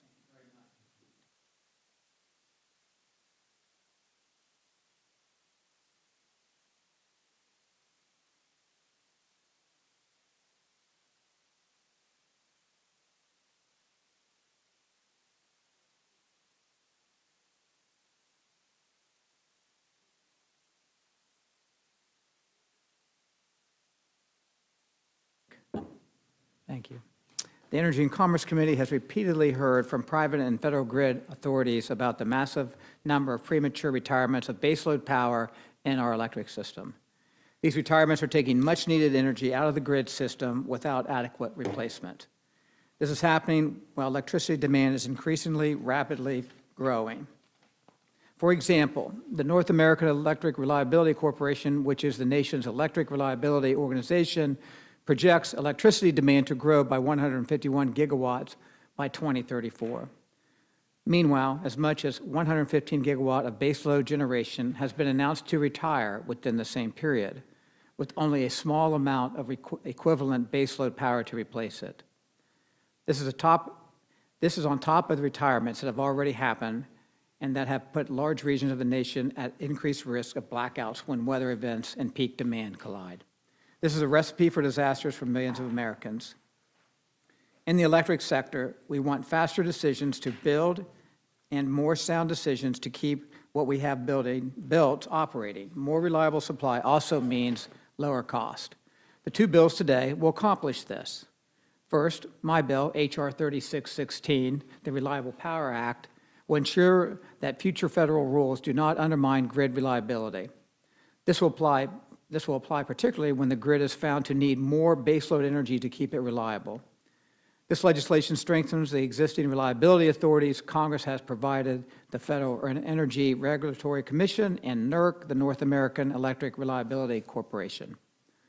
When NERC finds the grid is in a state of generation inadequacy, federal rules that impact grid reliability must be reviewed by FERC, which can suggest changes. No rule can be finalized if FERC finds it will likely have a significant impact on reliability.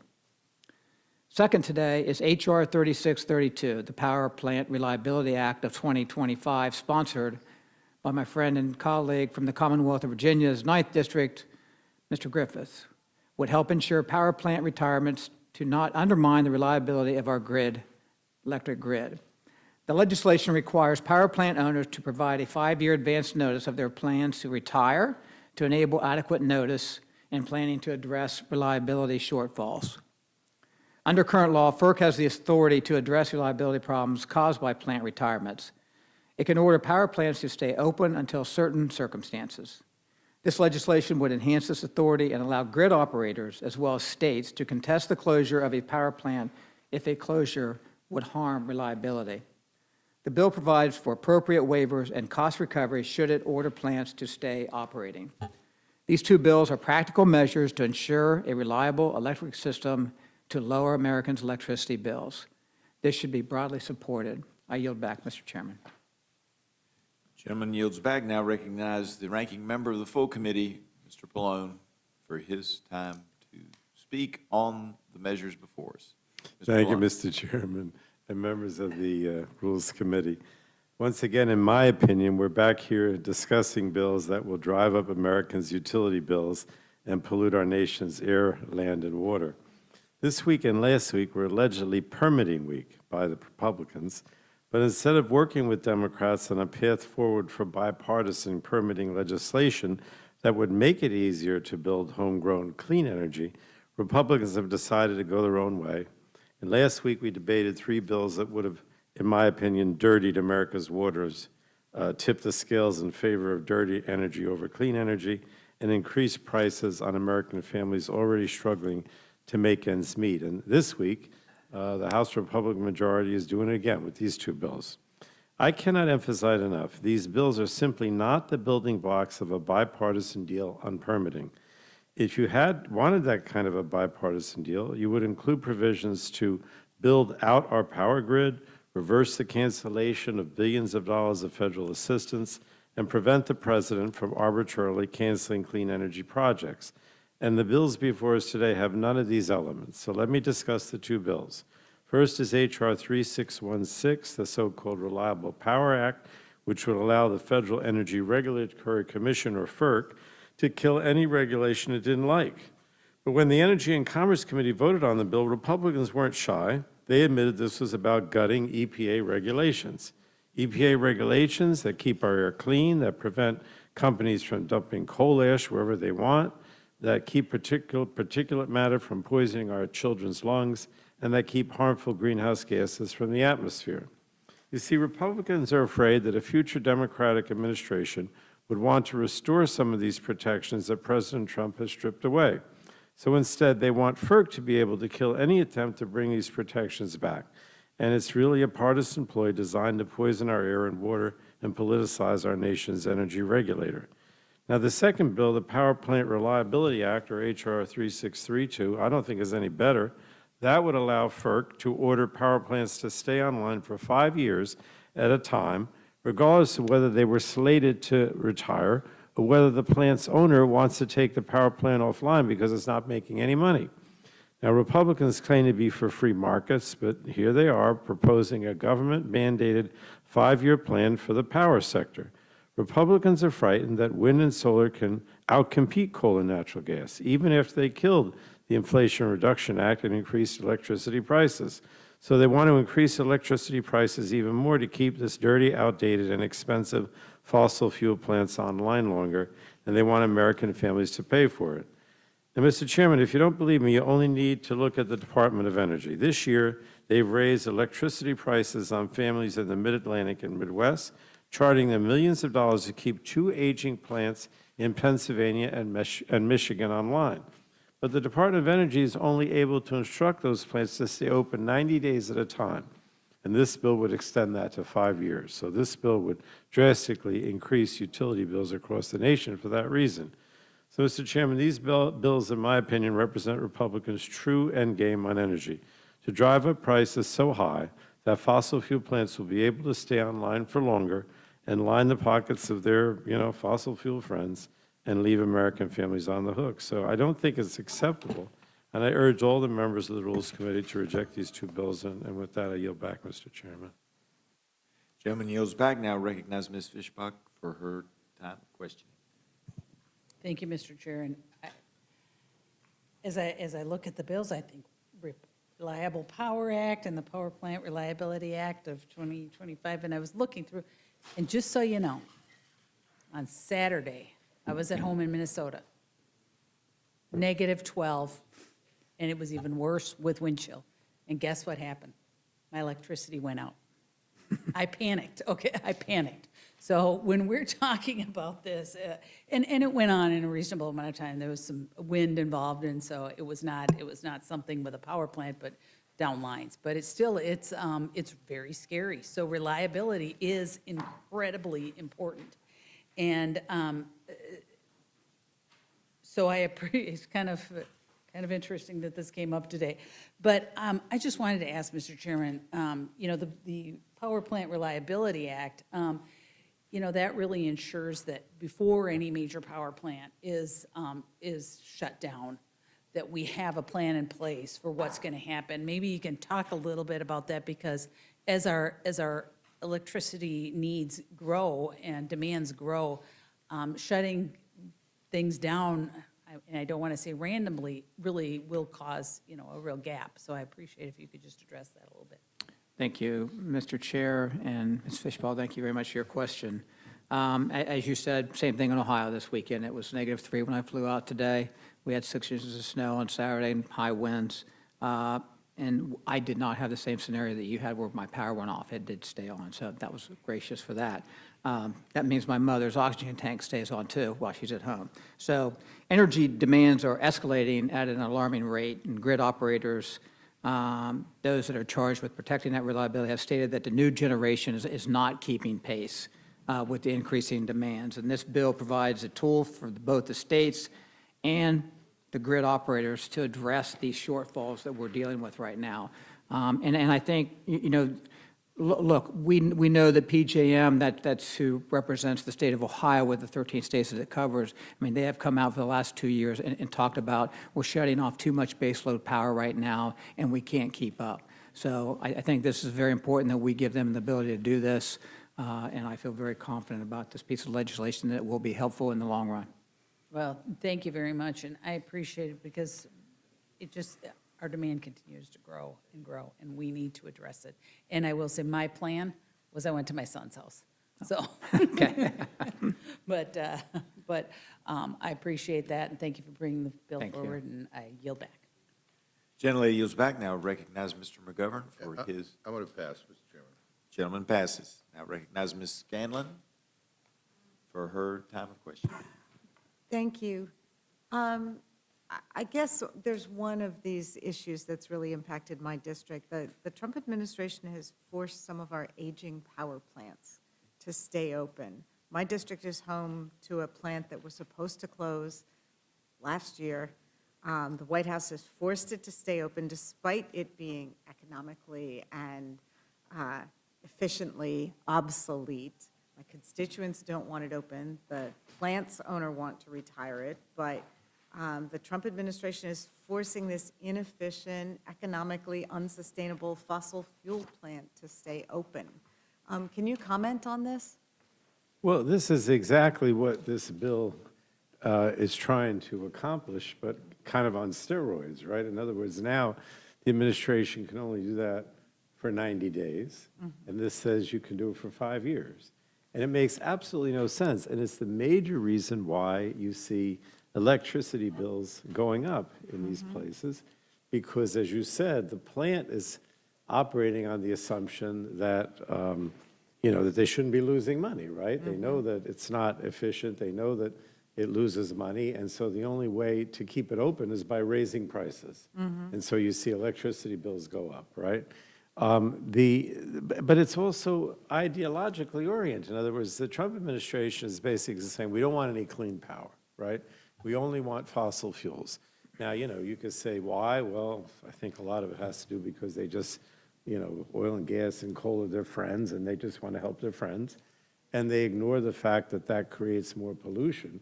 But ignoring the pollution, not that we should, obviously, I'm very concerned about it, but it just makes no sense to keep this plant operating that's not efficient and that is going to cost more money to the ratepayers. And they're not happy with the fact that they can only do it for 90 days, so they want to do it, for 5 years.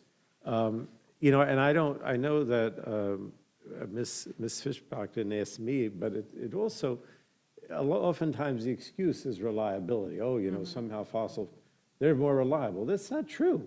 Every form of electricity has its reliability and not reliable depending on the circumstance, right? And that's why everybody, and I know I've heard my Republican colleagues on the committee say that they're for all of the above. But of course, the president isn't for all of the above because he wants to get rid of anything that's not fossil fuel. But one of the reasons for all of the above is because then you can figure out, if you're the power plant, where the reliability is, where the efficiency is, and where the cost is. And what this bill that says you can't do that, you're just going to be dictated to for a period of time, eliminates the company from looking at all those things. And it's just not, it makes no sense, unless you're just ideologically hell-bent on the act that I only want fossil fuels. Well, it is kind of bizarre. So in my district, this Eddystone plant is being ordered to stay open, even though the company that runs it says, no, it's losing money, it's not efficient. So that company's being hurt. The consumers are being hurt. The fact that it's inefficient and not ecologically a great thing for the community. So it's hurting the environment. So who is it helping? It's helping the fossil fuel companies. It helps them make more money, which I guess may be the president's goal here. But it seems to be, and they're going to go to the, we call it the Board of Public Utilities, I don't know what is in your state, and demand higher rates in order to make up for the loss of money. I think the American people deserve better. Thank you. I yield back. Gentlelady yields back. Now recognize the gentleman from Georgia, Mr. Scott, for his time of questioning. Thank you, Mr. Chairman. I'll be brief. The American people deserve an all of the above energy policy that includes nuclear power and, the additional use of natural gas. That's what it's going to take us to get here, to get our industry growing back again in the United States of America. And I want to ask you this, Mr. Balderson, who sets the utility rates in the state of Ohio? The PUCO, Public Utilities Commission of Ohio. Who sets them in New Jersey? Board of Public Utilities. That's what I thought. Donald Trump doesn't set the utility rates. Even though Democrats like to blame President Trump for the utility rates, Donald Trump doesn't set the utility rates. With that, Mr. Chairman, I yield the remainder of my time. Gentleman yields back. Now recognize the gentlelady from New Mexico, Ms. Leisure Fernandez, for her time of questioning. Thank you so very much. I'll be brief as well. But I just wanted to get back to rates are set based on the amount it costs for utility to buy energy. Can either of you tell me what is the most affordable form of electricity now being generated and built? Well, it's clearly renewables, But my point is, and, going back to Mr. Scott again, we should allow these utilities to look at the efficiencies and the costs across the whole spectrum, right? I don't have a problem with nuclear power. I support nuclear power. But the bottom line is if you cut out renewables, you're cutting out some of the cheapest forms of generating electricity right now. Right, and last week I entered into the record, but I'll remind my colleagues that the people who actually pay attention to this, because they're going to be investing, actually put out the report that right now, wind and solar are the most affordable forms of electricity, even without the subsidies. Even without the subsidies. It's absolutely true. And the reason why in my home state that the governor was trying to move towards more renewables, wind in particular, and was cut off by the Trump administration, was because they found that that was the cheapest form. It wasn't ideologically based. It was based on the fact that they felt that that was going to be cheap. And, but I mean, it also has the advantage of not polluting. I'm not taking away from that. Which would be nice, you don't pollute. Yeah, I mean, it's nice to not pollute, too. Bring the cost down. Won't pollute, bring the cost down, and you're also taking advantage of the latest technology. You're not looking backwards, you're looking forwards. We need to innovate. We need to invest in that, in the mix. That makes the most sense. I'm the last Democrat. Is there anything else you want to add, ranking member? Okay, thank you, and with that, I yield back. Generally yields back. I would have to say now, since it's my time, I yield to myself that the most affordable form of power is one that you already have. And one of the reasons we've seen electric rates going up and up and up is that we are closing down existing facilities, particularly our baseload power, particularly coal and natural gas. As we shut those down, and we haven't, and this is what the bill 3632 addresses, we shut them down, and then we have to build a new. The consumers have to pay for both the old and the new, but more importantly, we don't have enough new being built to replace what's being shut down. And as a result of that, Mr. Balderson, isn't it true that it's important that we keep those power plants open until we have something to replace them with? Absolutely, Mr. Chairman, and I go back to that PJM report, now 2 years old, saying that we're shutting down baseload power quicker than what we can bring new power on for. So they're the experts. They're the ones that they cover the 13 states, Ohio being one that I represent, but you have to keep that baseload energy on. You can't shut it off because we want to make sure that our constituents can turn those lights on when that switch is hit. Again, I'll refer back to my mother and her oxygen tank. I got through a winter storm this weekend, and that oxygen tank stayed on. So it's very important that we keep baseload energy going. We can do all the above, but it's important that we keep this baseload energy. Absolutely. And if Ohio has power, since you mentioned PJM, if Ohio has power and they're ordered to continue operating one of their baseload power plants under the bill, 3632, isn't it true that on pages 4 and 5 of the bill, it lays out a way that if Virginia needs that power but Ohio has the plant, that the agency would then determine that the people who need the power would then have to pay the cost of keeping that plant open so that the ratepayer in Ohio wouldn't have to pay if they had the plant but somebody else was using the power? Isn't that true? That is very true. It specifically says that in the bill. All right, I appreciate it. With that, I yield back. Thank you, gentlemen, for being Thank here you. to testify today. That concludes panel number 2. We will take a brief recess and begin, I believe, with the full Rules Committee real chairman, Ms. Fox, in a couple of minutes. If not, I'll keep going. But we'll take a brief recess so panel 2 can get out of the way for panel 3. Just like you. Thank you, gentlemen. I am. You laugh. I really am. Don't do that.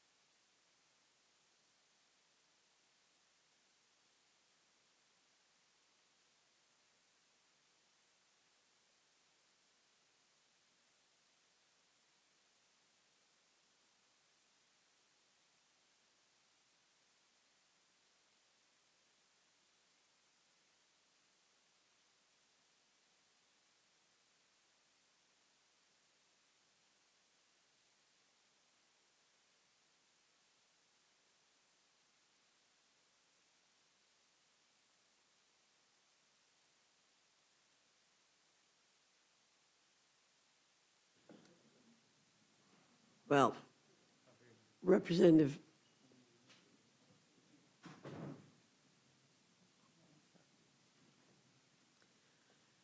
I now welcome our third panel, Representative Fry and Representative Jayapal from the Committee on the Judiciary. Your full statement will be submitted for the record, and we ask you summarize your statement in 5 minutes. Representative Fry, I welcome your testimony.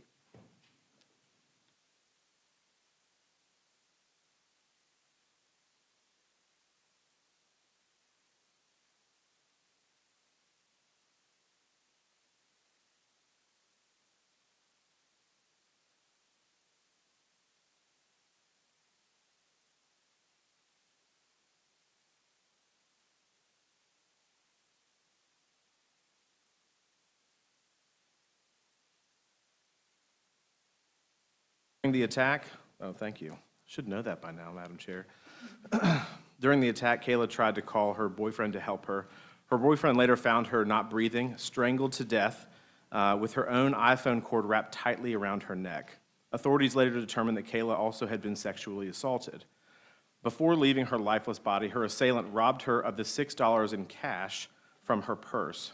Kayla's murderer, Walter Javier Martinez, was a 16-year-old Salvadoran national. Martinez illegally crossed the southwest border in 2022 during the Biden-Harris administration. He admitted to authorities that his aunt paid $4,000 to a so-called guide to smuggle him from El Salvador to the U.S. border. As is required by law with most unaccompanied alien children, Walter was transferred to the custody of the Office of Refugee Resettlement and the Department of Health and Human Services. Once in the care of HHS, thousands of taxpayer dollars were spent to find a sponsor for Martinez and provide him with housing, food, counseling, schooling, clothing, and medical services. Unfortunately for Kayla, according to information in Martinez's case file obtained by the Judiciary Committee, the Biden-Harris HHS was far more interested in determining whether Martinez identified as transgender or intersex and asking if he, quote, felt safe telling people about his gender identity than they were in finding out if he was an MS-13 gang member. Those records also show that instead of conducting a criminal background check for Martinez or identifying his gang tattoo, HHS ensured Walter had multiple opportunities to paint rocks, make art therapy bracelets, create a vision board, whatever that is, write in his gratitude journal, practice mindfulness, play positive bingo, and receive counseling on topics such as discrimination, racism, and xenophobia.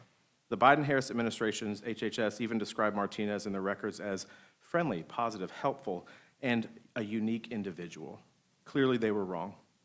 The Biden-Harris HHS then promptly placed Martinez with a sponsor, purportedly his first cousin, although according to the records, his sponsor submitted unclear pages with missing information and even told HHS she didn't have legal status in the country. None of it mattered. Martinez ran away from the sponsor's home just after 1 month of being with that sponsor. His sponsor later told HHS after the murder that Martinez left because he wanted to, quote, do what he was doing in his home country, get in trouble on the streets and hang out with gang members, end quote. Only after Kayla's murder did any government official even attempt to find out whether Martinez had a criminal record, and it wasn't even our federal government. It was the local police, Madam Chair. The local police investigating Kayla's murder learned from Salvadoran authorities that Martinez was indeed an MS-13 gang member with a 2020 arrest record for illicit association with the violent gang. Why did no federal official try to determine the criminal history of a 16-year-old Salvadoran national entering the country illegally? Because the Biden-Harris administration just simply didn't care. Instead, Secretary of HHS, Javier Becerra, cared only about moving hundreds of thousands of UACs out of HHS custody as quickly as possible. As a New York Times report noted, which is no bastion of conservatism, Becerra pressured HHS employees to expedite UAC processing and placement, saying, quote, if Henry Ford had seen this in his plants, he would have never become famous and rich. This is not the way you do an assembly line. Because of this careless approach, necessary checks about Martinez's background and potential affiliation with MS-13 were never performed. The Kayla Hamilton Act will require UACs to be assessed not only to ensure that the UAC is protected from exploitation, but also to determine if the UAC presents a flight risk, has a criminal history, or presents a danger to themselves or others. For those UACs 12 years of age or older, HHS will also conduct a screening for gang affiliation, including assessing a UAC for relevant gang history, criminal history, or gang tattoos. If HHS had conducted this screening of Walter Martinez, Kayla would be alive today. Additionally, under this legislation, if the checks performed reveal that a UAC 12 years of age or older satisfies certain factors, like having a gang tattoo or a criminal history, the UAC will be placed in a secure facility rather than imported into the interior of this country. The Kayla Hamilton Act will also ensure that UACs are protected, which I think is a very noble part of this bill, from those who wish to exploit them. We know that there are missing children in this country because of this program. This legislation closes a loophole currently in law that allows illegal aliens to sponsor UACs. The bill also includes common sense reform that bars UACs from being placed with convicted criminals. And finally, the bill ensures that HHS conducts a thorough background check of a UAC sponsor and adult who reside in the same home. Currently, they do not do that. The bill makes certain that UACs are not placed with a sponsor until HHS actually receives the results of the background checks. That's the whole purpose of doing the background checks, like checking the sex offender registry or the FBI National Criminal History. Waiting on background checks results before placing a child is simply common sense. With that, Madam Chair, I see the gavel.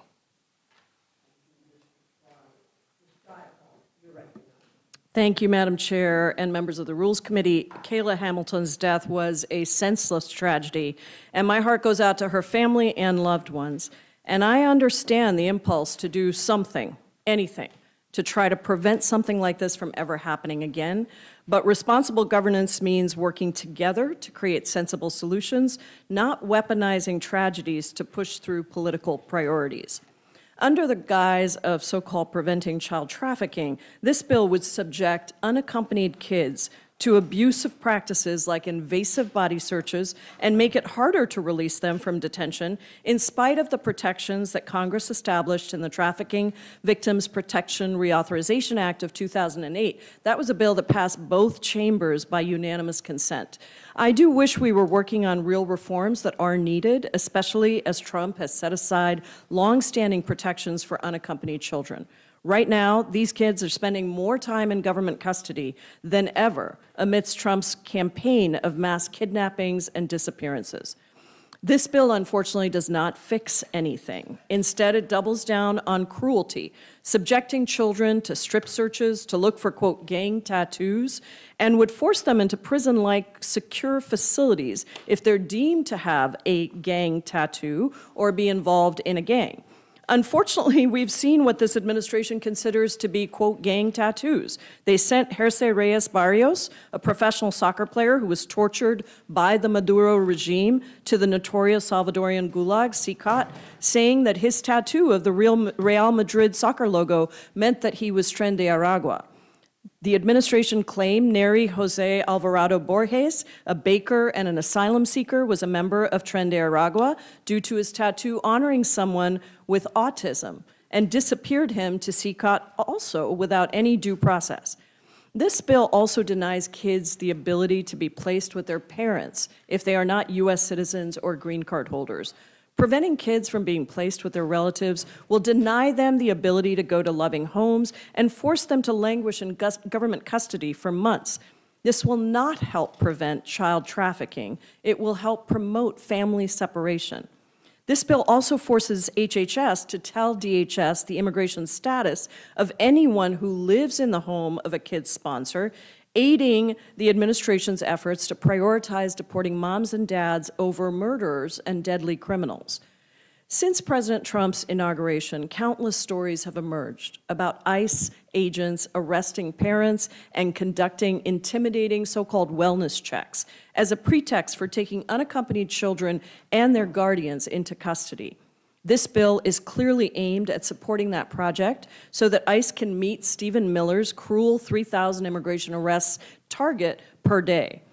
The Trump administration already treats unaccompanied kids horribly, and this bill would only make things worse. I have observed the kids' docket at immigration court. I went there and sat for several hours, and what I saw would horrify most Americans. Kids as young as 5, one clinging to a stuffed animal, trying to represent themselves in complicated legal proceedings in a language that they struggle to understand. Can you imagine a 5-year-old child who doesn't speak English trying to represent themselves in court, being instructed by a judge that you, as a child, have the right to call witness and cross-examine the government's witness? Going up against a seasoned ICE trial attorney, a full-grown adult who has gone to law school and challenging what they say about you? It sounds like an absurd nightmare, but it is reality for too many kids. Our system already does a great disservice to these kids, and this bill would make it worse. It's also laughable to claim that the Republican Party is focused on eradicating child trafficking. Under President Trump and Secretary Noem, the agents in Homeland Security investigations who are normally tasked with going after child traffickers have instead been detailed to enforcement and removal operations. So instead of working on targeted takedowns of dangerous criminals, they're patrolling the streets to go after random people they think might be undocumented because they look Latino or they speak Spanish. Homeland Security investigators worked approximately 33% fewer hours on child exploitation cases this year compared to last year. And if we really want to protect kids, we need to address the #1 cause of death, not immigrants, but guns. This week, following the anniversary of the horrific shooting at Sandy Hook, we are mourning the death of innocents at 2 mass shooting events. Here in America, at Brown University, 2 people were murdered, and an entire campus was traumatized, including several students who had previously been in other school shootings. Despite the president and the FBI claiming otherwise, the shooter is still at large. And yet, I don't see any effort to take up the issue of sensible gun reforms. These mass shootings at schools across the country cannot be normalized. We also witnessed a horrific anti-Semitic mass shooting at Australia's Bondi Beach that left 15 people dead, including a Holocaust survivor who died saving his wife. And the only reason the death toll wasn't higher there is because Australia banned semi-automatic weapons and the shooters could only fire 1 bullet at a time. Gun violence like this is rare in Australia because it has some of the strongest gun violence protection laws in the world, and still they're talking about taking further action to regulate guns. That's what we should be doing if we care about protecting our kids. I look forward to answering your questions, and I yield back.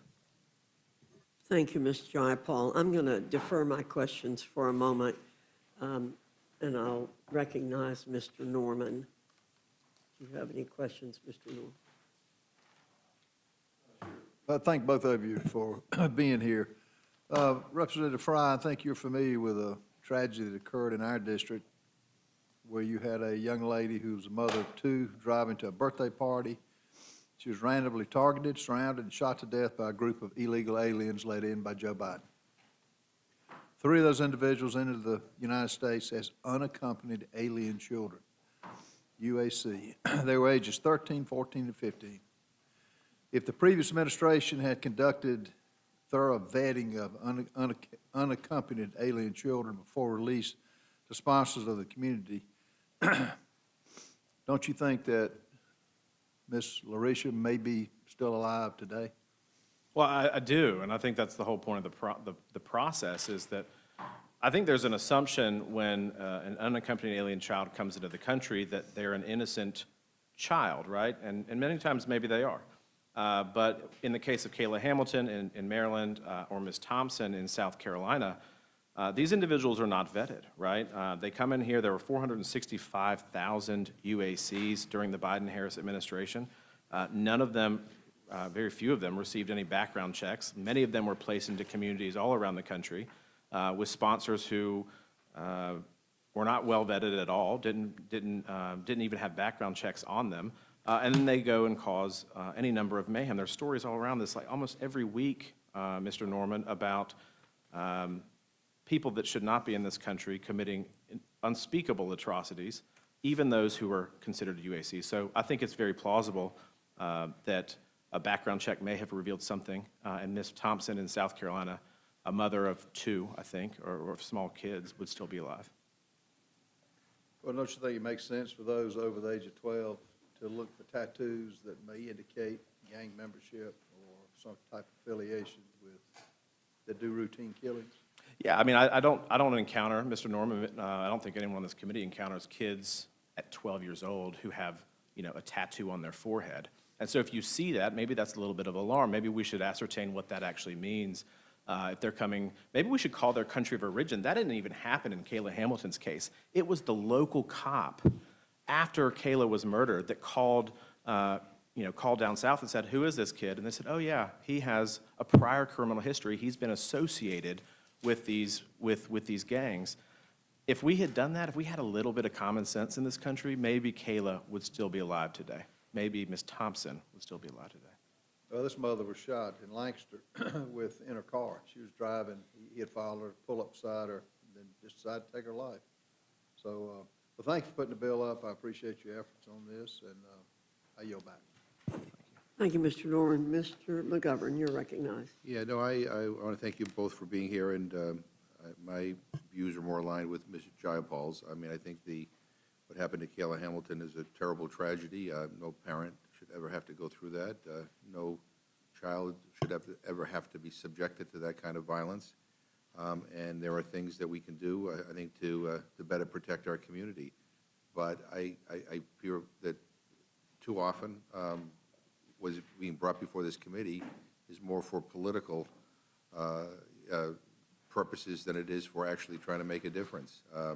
When I'm thinking about protecting the people of this country, I did a community meeting in my district, and people were asking why was there no outrage or limited outrage when President Trump pardoned the former president of Honduras, who was one of the biggest narco traffickers in the world, sentenced to 45 years in jail, flooding our streets with drugs that were killing our kids.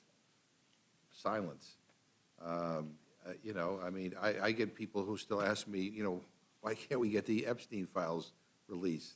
The survivors, the people who were victimized by him, are demanding it, and yet, it took almost a miracle to get Congress to act. And then, we're now being told that, there's all these efforts to frustrate their release. I mean, it's like sometimes I just think that Washington is out of sync with where most people are. Look, we all need to do a better job of protecting the people of this country. But at the beginning of this hearing, I expressed my frustration that we're doing all this today and bills that are basically jeopardize our environment and bills that are giveaways to big mining companies or oil companies. And every town hall I've been doing, and we did one in Pennsylvania together over the weekend, people are worried about losing their health care. I mean, millions of people are going to have to make a decision that they can't afford health insurance and will go without. And by the way, that's not only cruel, because I think health care ought to be viewed as a human right. For those who are fiscal conservatives, let me tell you, that's expensive, because then their health care is emergency room care. And it's the most expensive care we can have. And we can all talk about how you want to change the system and all that kind of stuff. Let's have that conversation. But right now, we have 4 days left. We have 4 days left in this session, and it is unlikely we're going to do anything to help anybody keep their health care. And I find that just so disappointing. And I don't know whether you guys do town halls or not, but if you do, this is what people are talking about.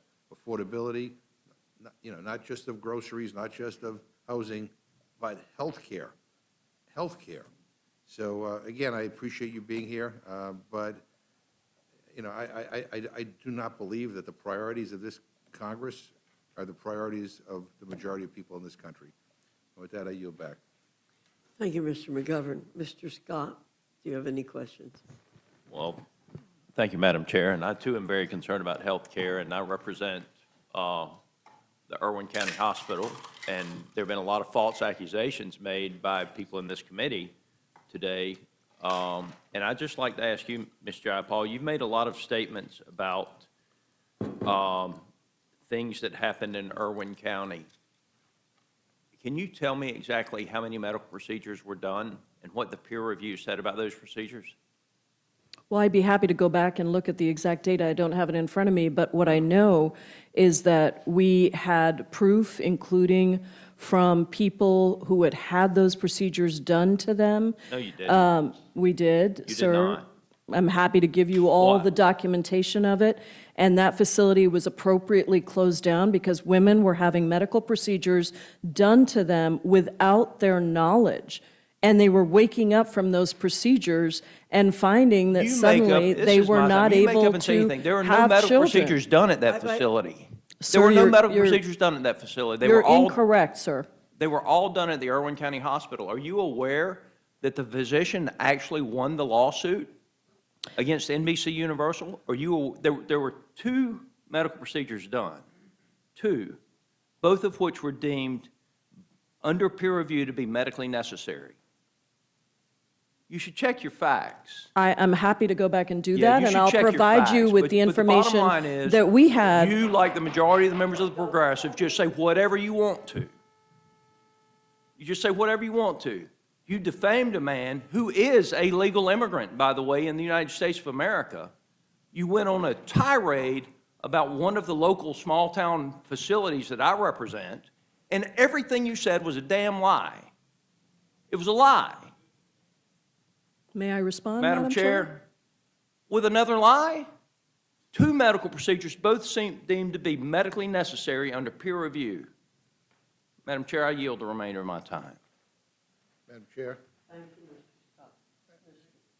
I've never quite seen an exchange like that. I Yeah. think the gentlelady is entitled to. Mr. McGovern, I'm going to All right, thank you. allow Ms. Jayapal a brief response. Well, let me just first say that it is inappropriate for you to call a member of Congress a liar, and you should take down your words for that.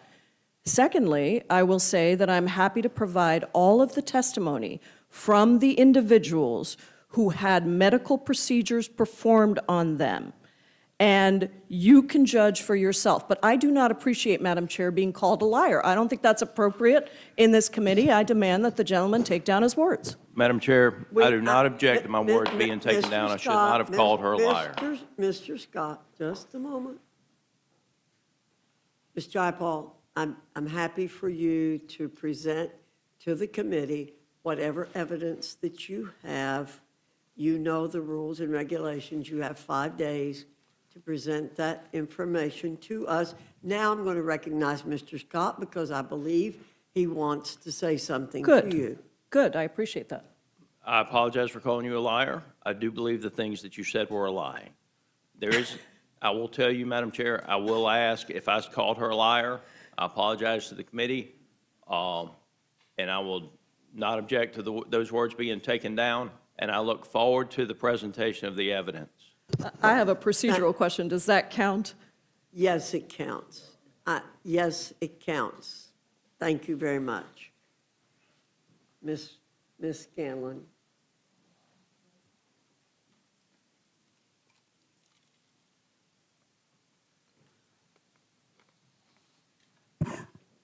I'd like to yield some time to Mr. McGovern. Yeah, I don't really think that's good enough, to be I honest don't with you. either. Because basically it's the same, you're saying the same thing. And we have heated exchanges in this committee. And believe me, there are lots of people that come before this committee that, I need to be restrained in my response because they're so over the top.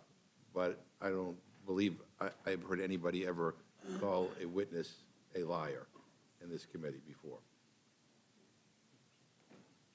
Well, I appreciate Mr. Scott taking back his words. If we were on the floor, Ms. Jayapal, that would be sufficient.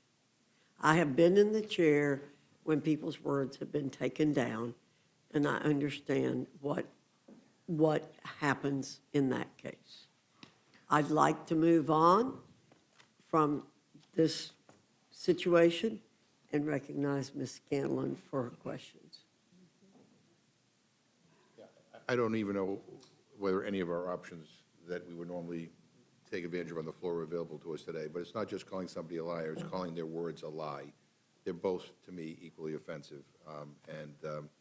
and I would wish the gentleman would withdraw all of those statements. I think that would be more appropriate. He could disagree with the statements, he could ask for more information, you know, he could say he has other information that contradicts it, and we can then have that debate. But calling somebody a liar or calling what they just said an absolute lie is the same thing. And I think those words should be stricken from the record.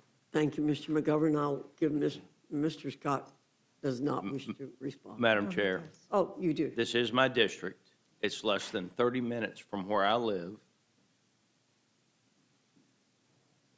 The medical procedures, there was peer review done on the medical procedures. They were deemed to be medically necessary. The physician won a multi-million-dollar lawsuit against NBC Universal for all of the lies that NBC Universal told about him, and referring to him as a uterus collector. I believe is what they were referring to him as. So, Those were not, there are no, those were not your, that's not what you said. It was what NBC Universal said. But no medical procedures, no surgical procedures are done at the Irwin County Detention Facility. They were all done at the local hospital. Okay. Thank you for that clarification, Mr. Scott. Ms. Jayapal, I will recognize you. thank you, Madam Chair. I've been on your committee. I was on your committee for years in Ed and Labor. I've served on the Judiciary Committee for years, including under Republican chairs, and in very contentious debates. And never have I been called a liar. And I will just say that there are a lot of facts that the gentleman is misrepresenting. First of all, I never said those words, uterus collector. Secondly, the lawsuit was settled. There are numerous lawsuits that are settled where there is no finding of wrongdoing. It is a settlement. And there are numerous reasons why that lawsuit was settled. But we can go into all the facts, but for a colleague on the other side of the aisle to sit in this committee, call me a liar, and call the things I say lies is absolutely inappropriate. And I ask you, Madam Chair, because you have been fair when I have asked you these things before, not in this situation, in committee, that he take down all of those words, including that the things I said were lies. That is simply not true. I don't accept it, and I don't appreciate it. I will move on, but I would like to ask that he take down those words. Well, Mr. Scott has apologized to you, and so those words will be stricken from the record, that I am a liar and that what I said was a lie? I believe that they will be. Great. As a result I of appreciate that. Thank you, Madam Chair. And I think maybe Ms. Scanlon. Thank you. I now recognize Ms. Scanlon. Thank you, and I appreciate your testimony, Representative Jayapal, because you have spent a great deal of time in the field of immigration law. Like you, I have seen situations where children have been forced to represent themselves, where our government has not treated children well. I appreciate your refocusing the attention on the fact that this bill, while it trades on someone's tragedy and the tragic loss of life of the young woman for whom it's named, it does not address the underlying issues. And I appreciate your mentioning the fact that it can lead to invasive body searches for children in U.S. government custody, that it prioritizes deportation over actually finding appropriate placements for these folks, and that it has come in the context of a diversion of resources to actually protecting Americans from drug trafficking, from human trafficking, from national security threats, because so many of our government's resources have been diverted to trying to detain and deport 75,000 folks who are in this country with no criminal record whatsoever. So I appreciate your testimony on that, and I would just ask if you have anything else you would like to add. I think I've said everything that I have to say on this bill. It really doesn't do anything to fix some of the real issues. In fact, just recently there was an article about 400 kids who were kept over the time that they're supposed to be kept. in these facilities because of these mass detention policies. Over 225 judges have ruled against these this mass detention effort of this administration, including 23 judges appointed by Donald Trump. And I think that we need to refocus, including allowing our federal law enforcement to focus on child exploitation. Resources have been taken away from that to focus instead on these kidnappings and disappearings. And I appreciate all your work on immigration on the subcommittee as well. Well, like you, I've seen the trauma that is inflicted on children when they're detained in basically prison-like settings by our government. And so I appreciate the work you're doing there, and I appreciate the candor of your testimony. I yield back. Thank you. Thank you, Ms. Scanlon. Mr. Roy, you're recognized. I thank the chairwoman. Mr. Fry, my recollection is that in the administration under President Obama, there was a significant number of unaccompanied alien children that were being known at that time to ride on top of train cars and otherwise be in danger as a result of pressures and people moving unaccompanied alien children into the United States for a variety of reasons. Is that your recollection as well? Yes, sir. And there was actually an escalation in the number of unaccompanied children that surged during the Obama administration, and it's continued even under Biden. And then we obviously went to the President Trump's administration, and there was a growth of the population at that point as well. But then the Trump administration reacted and took policies to try to stem the tide of the flow. And the point being that there's a very large number of children, because I'm hearing about the treatment of children, who are known to, on a bipartisan basis and by objective media, to be sold into the sex trafficking trade as a result of the flow across our border when the borders are left open. Is that correct? Yeah, absolutely. And under the previous administration, we had the New York Times reporting of the problems that we were dealing with. The New York Times, as you pointed out in your testimony, right? Hardly a right-wing conspiracy magazine, right? The New York Times was talking about and reporting on Becerra purposely trying to push as many children out as possible to get them out of detention facilities, out into the community, into living with other people. But in doing so, what happened? We ended up with a fairly large number of children that were unaccounted for, unable to be found. The OIG report, the Inspector General of DHS, found that there were hundreds of thousands of children that they couldn't locate. Doesn't mean they were all lost. It just means they didn't know where they were. Right. Is that fair and accurate? That's totally fair. In the case of Kayla, as an example, he ran away from his sponsor a month after he got to his sponsor, and the government didn't even check on him until after he murdered Kayla. And that was several months later. And so they didn't know where he was. His sponsor never reported it. They never did a wellness check on him to see if he was still with the sponsor himself. And I just look at this and go, what are we doing to ourselves right now? Can we just have a little bit of common sense back into this discussion? And we were talking about somewhere in the order of 400 and something thousand unaccompanied alien children during the Biden-Mayorkas regime, correct? That's correct, 465,000. And I remember when we were debating H.R. 2, and we were debating H.R. 2 in the Rules Committee, we were debating H.R. 2 in the Judiciary Committee, and we were being told, under no uncertain terms, that the only way to stem the tide and the flow of individuals into the United States and what was happening with respect to unaccompanied alien children and people generally was that we had to have comprehensive immigration reform.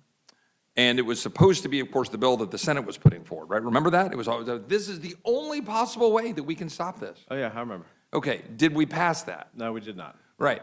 And what has happened in the last 11 months? I think it's like the president said when he addressed the country when he first came in. You don't need a new law. You just needed a new president.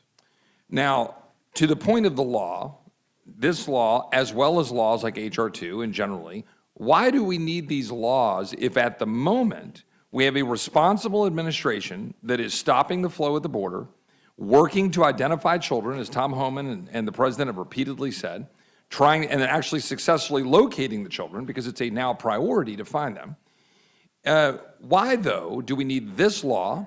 Why would we need laws like H.R. 2 going forward? Is it not, and then I'll let the gentleman respond, is it not to prevent the kinds of abuses of parole, asylum, the use of unaccompanied alien children as effectively political shields in the future? Is it not to be able to make sure that Kayla Hamilton is not, a future Kayla Hamilton is not murdered, so that his wonderful mother, who came and testified in judiciary committees, I'm sure some of my friends in judiciary remember, when she lost her daughter because of this, that we would avoid that in the future, that we would put provisions in place to ensure that we can protect against this in future abuses. No, I think that's exactly why we should close some of these loopholes. If you look at this, for instance, children were released to sponsors without even background checks being completed. So we sent children, unaccompanied alien children, to sponsors when we have not even ascertained if they have a problem with the sexual registry, their FBI background check. We put kids out into our country with sponsors that we have no idea who they are, right? That we have not adequately done a background check on them. So it's a danger to kids, one. And two, this whole exercise was entirely preventable. We already do, I heard about this, kids are going to be traumatized because we're going to screen them. We already do medical screening of children when they come into our country. All we're saying with this bill is, hey, while you're doing that medical screening, why not look and see if they have a gang tattoo on their forehead? And if they do, maybe that's a problem, and maybe that's a reason why we would hold them in a detained, safe facility for them and everybody around them so that we would not have Kayla Hamilton. So, Mr. Roy, I think you're exactly right. Let's get to the bottom of this, and let's close some of these loopholes and have a little bit of common sense. So in summary, over 5 minutes, this bill is designed to protect Americans from dangerous UACs through making sure we're properly vetting, and this bill is designed to protect children who are currently in danger because of our broken system, correct? Absolutely, both. All right, I yield back. Thank you very much, Mr. Roy. Ms. Leisure Fernandez, you're recognized. Thank you very much. And I think with all of this, we have to keep that extremely for family, because this should never happen to anybody. And we should always do whatever we can to protect our children. And I think we should do whatever we can to protect all children in the United States. And that's why one of the things, moving on from that basic sense of humanity of who are we, I am very worried about how we are failing to protect our children in the United States right now. Madam Chair, I'd like to enter into the record November 16th, 2025 article from the New York Times. Under President Trump, an agency intended to keep Americans safe has diverted resources from combating child abuse, trafficking, and terrorism. Without objection. Okay. And this article goes into depth about a study of how Homeland Security agents investigating sexual crimes against children have been redeployed to immigrant crackdowns for weeks at a time, hampering their pursuit of child predators. It points out how federal efforts to combat human smuggling and sex trafficking have languished. The time spent investigating child exploitation cases has dropped 33%. Haney Farid, a computer scientist who actually works on the software to try to go after these kind of cases, I'm going to read his quote. "You can't say you care about kids when you're diverting actual resources that are protecting children." The report goes on. And I think it's also important to know that this diversion of federal resources to protect children, to protect women from trafficking, that the people they're arresting do not have criminal records for the most part, right? But it's this diversion of resources. Representative Jayapal, can you speak to your concern about that? Yeah, absolutely. And I mentioned this in my opening testimony that the resources that are being diverted from working on actual child exploitation cases are substantial. And we have consistently seen that this administration is not focusing on the worst of the worst. I actually think when President Trump said he was going to do that, a lot of people in the country said, great, we all want that. We all want that to happen. But what is actually happening is over 73% of the people who have been detained have absolutely no criminal record whatsoever. And of the 27% remaining, most of them have minor traffic violations. Now take it to the children, because that's what we're talking about here. We are not talking about just screening, and I really appreciate Congressman Fry's wanting to bring a bill to protect somebody in his district who lost a child, who had a child murder. That is horrific, absolutely horrific.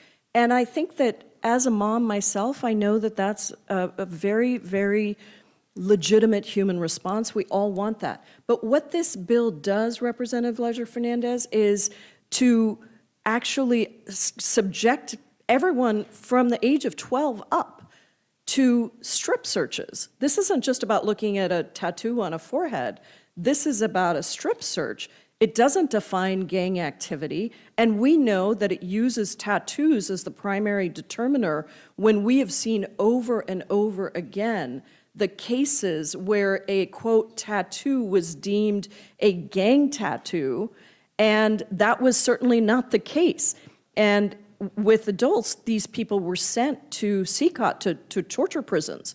And so I think that that's the point, is that this bill, as well-intentioned as it is, does not actually fix the problem. It makes it makes the treatment of children, unaccompanied children, significantly worse. And that is my concern with this. You know, the broad authority to detain an unaccompanied child that is in this, and then to not place them with their family member if they're not a U.S. citizen or a legal permanent resident, that is also a problem. So there are numerous places where I think I understand the intention, but the bill is not what it seems to be. And I think that that's it. We're not questioning the intent. I know the representative cares deeply about federal law enforcement. We've talked about that. We're working together to try to get better training for federal law enforcement officers. And so it is just that we need to make sure that there aren't these consequences that are not intended. And that I think we put those resources back. That's right. We need to put those resources back into fighting sexual exploitation and trafficking. And with that, Madam Chair, unless there's anything else, I yield back. Thank you, Ms. Leger. Thank you, Ms. Leger-Fernandez. Mr. Griffith, do you have any questions? I do. So, Mr. Fry, before you joined Energy and Commerce, I was chairman of the Oversight and Investigation Subcommittee, which has jurisdiction over the OR Office of Refugee Resettlement, which has jurisdiction over the children who are unaccompanied that come into this country. And I've got to tell you, you were absolutely right when you said that we weren't doing any background check at all. What they checked on the people for was just to see if a peoplefinder.com type of background check showed anything. They did not do a criminal background check. They did not do an FBI check. And it was absolutely appalling. To Secretary Becerra's credit, he came in and let us grill him on it, and as a result, they finally, as checking the home the children were going into, they said they would do a virtual check. So they would have, somebody zoom in to the location and say, this is where we're at. Now, I've got to tell you, having worked in the domestic relations field for a number of years when I was practicing as an attorney, any judge in the Commonwealth of Virginia who gave custody of a minor to a child under those circumstances would be no longer a judge, because they would be seen as having not done their duty to protect the child. The benefit to the child was virtually negative, virtually nil. And in fact, and it drove me crazy, they didn't notify the Department of Social Services. So if they placed child A into Roanoke County, Virginia, they didn't notify the Department of Social Services in Roanoke County, Virginia, that child A was coming there. They didn't notify the school system. I would have accepted either one. So the schools didn't know to look for these people, these children, and the social services didn't know that there was somebody to check on. They weren't doing background checks on the people at all. We're not even talking about, anything that would be considered standard for a child in the United States of America. And I said at the time, and I'll say it today, Madam Chair, and I want to know if you agree with me or not, Mr. Fry. I may not agree on how that child came into the custody of the United States of America, may not agree that they're here. But once we take custody of that child, we have an obligation to protect that child. Would you agree with that? 100%. And I think to your point about what state judges would do in a family court case, I mean, you've practiced law, so have I. I mean, the rigorous enforcement, an almost like super technical way in which states come in and make sure that that home is suitable for a child. Sometimes we can think that that's overbearing when you have a really good set of parents that want to adopt somebody as an example. But here, we just gave them to these sponsors without any regard to who actually lives in that house. We didn't do any background checks, by the way, of the other adults that lived in the house. We didn't even do background checks. We didn't even wait for those to come back. We didn't even do peoplefinder.com or some other type. I'm not saying they used that one, but some internet system on the other people who might be living in the house. Is that what you're saying? That's right. I mean, a Google search is not sufficient, right? You got to do more. I agree. And I will tell you, Madam Chair, it was really appalling because not only did the New York Times report, I think we lost about 75,000 kids where we didn't know where they were. We had no idea. But their investigation showed that there were 12 unaccompanied minors who crossed the border and placed into the custody of the ORR who were sent to the same address with nobody checking. And shockingly, they ended up doing child labor under the table and not having the ability to get to school and just being used for child labor.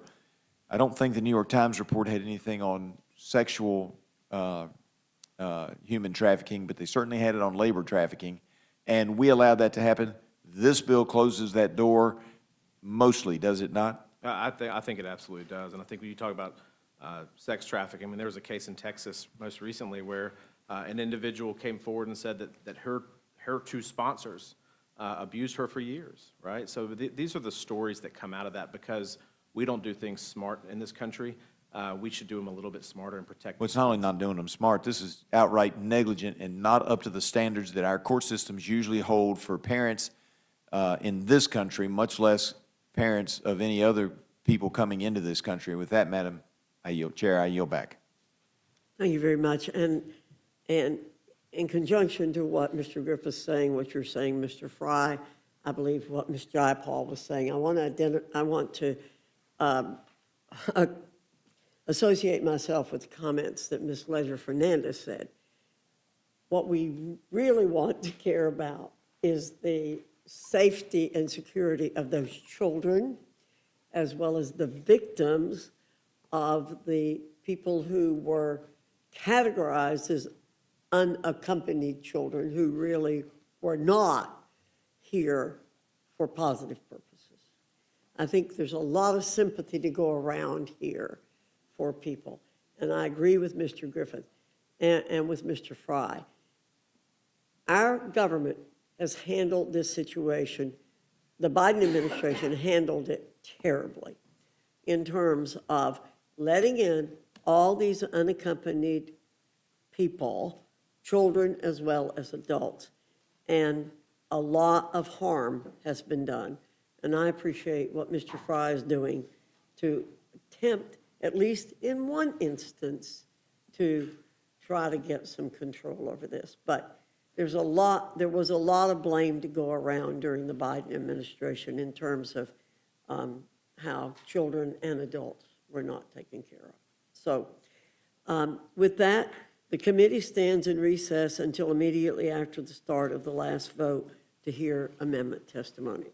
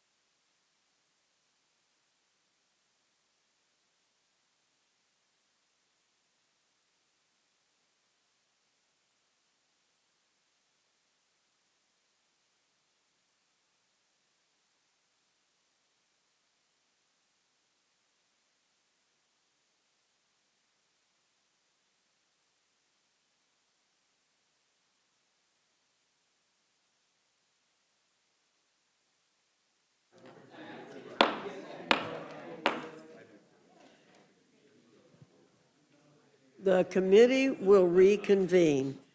I now invite Ms. Stansberry and Mr. Harris to come to the witness table.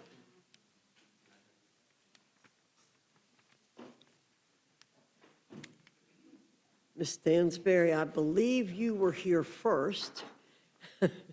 I didn't quite see you, but I know you were over there. And Mr.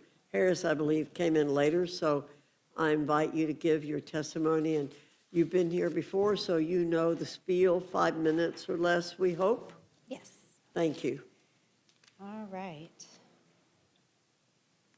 All right, well, good evening, and thank you, Madam Chairwoman and Ranking Member McGovern. I am grateful to be here once again in front of the Rules Committee and proud to testify tonight on an amendment that I have submitted to the SPEED Act that is before this committee to safeguard tribal sovereignty and cultural rights under that bill.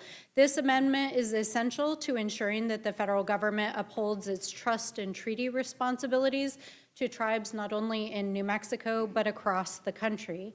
Now, let me just start by asserting what I believe to be a simple fact. The SPEED Act is a bad deal for the American people. While it claims to expedite permitting processes, in reality, it makes them harder to push back against when these projects are harmful to communities and allows bad projects to move forward with limited public review and limited public participation. The bill restricts information agencies can consider while making major permitting decisions, including the scientific information that is used as a basis for those decisions. And it's important to understand that these are decisions that can have lasting and sometimes irreversible impacts on communities. We're talking about millions of acres of federal lands that could be destroyed by mining, by oil and gas drilling, by the development of dams and water projects without proper consultation. This bill imposes unrealistic timelines for reviews, making it difficult for communities to participate and limits the legal rights of communities to challenge these harmful projects in the courts, such that ultimately the SPEED Act would further harm and disadvantage communities that have, in many cases, faced extraordinary historic harms and been excluded from decisions that affect their livelihoods, their well-being, their cultural rights, and yes, their self-determination.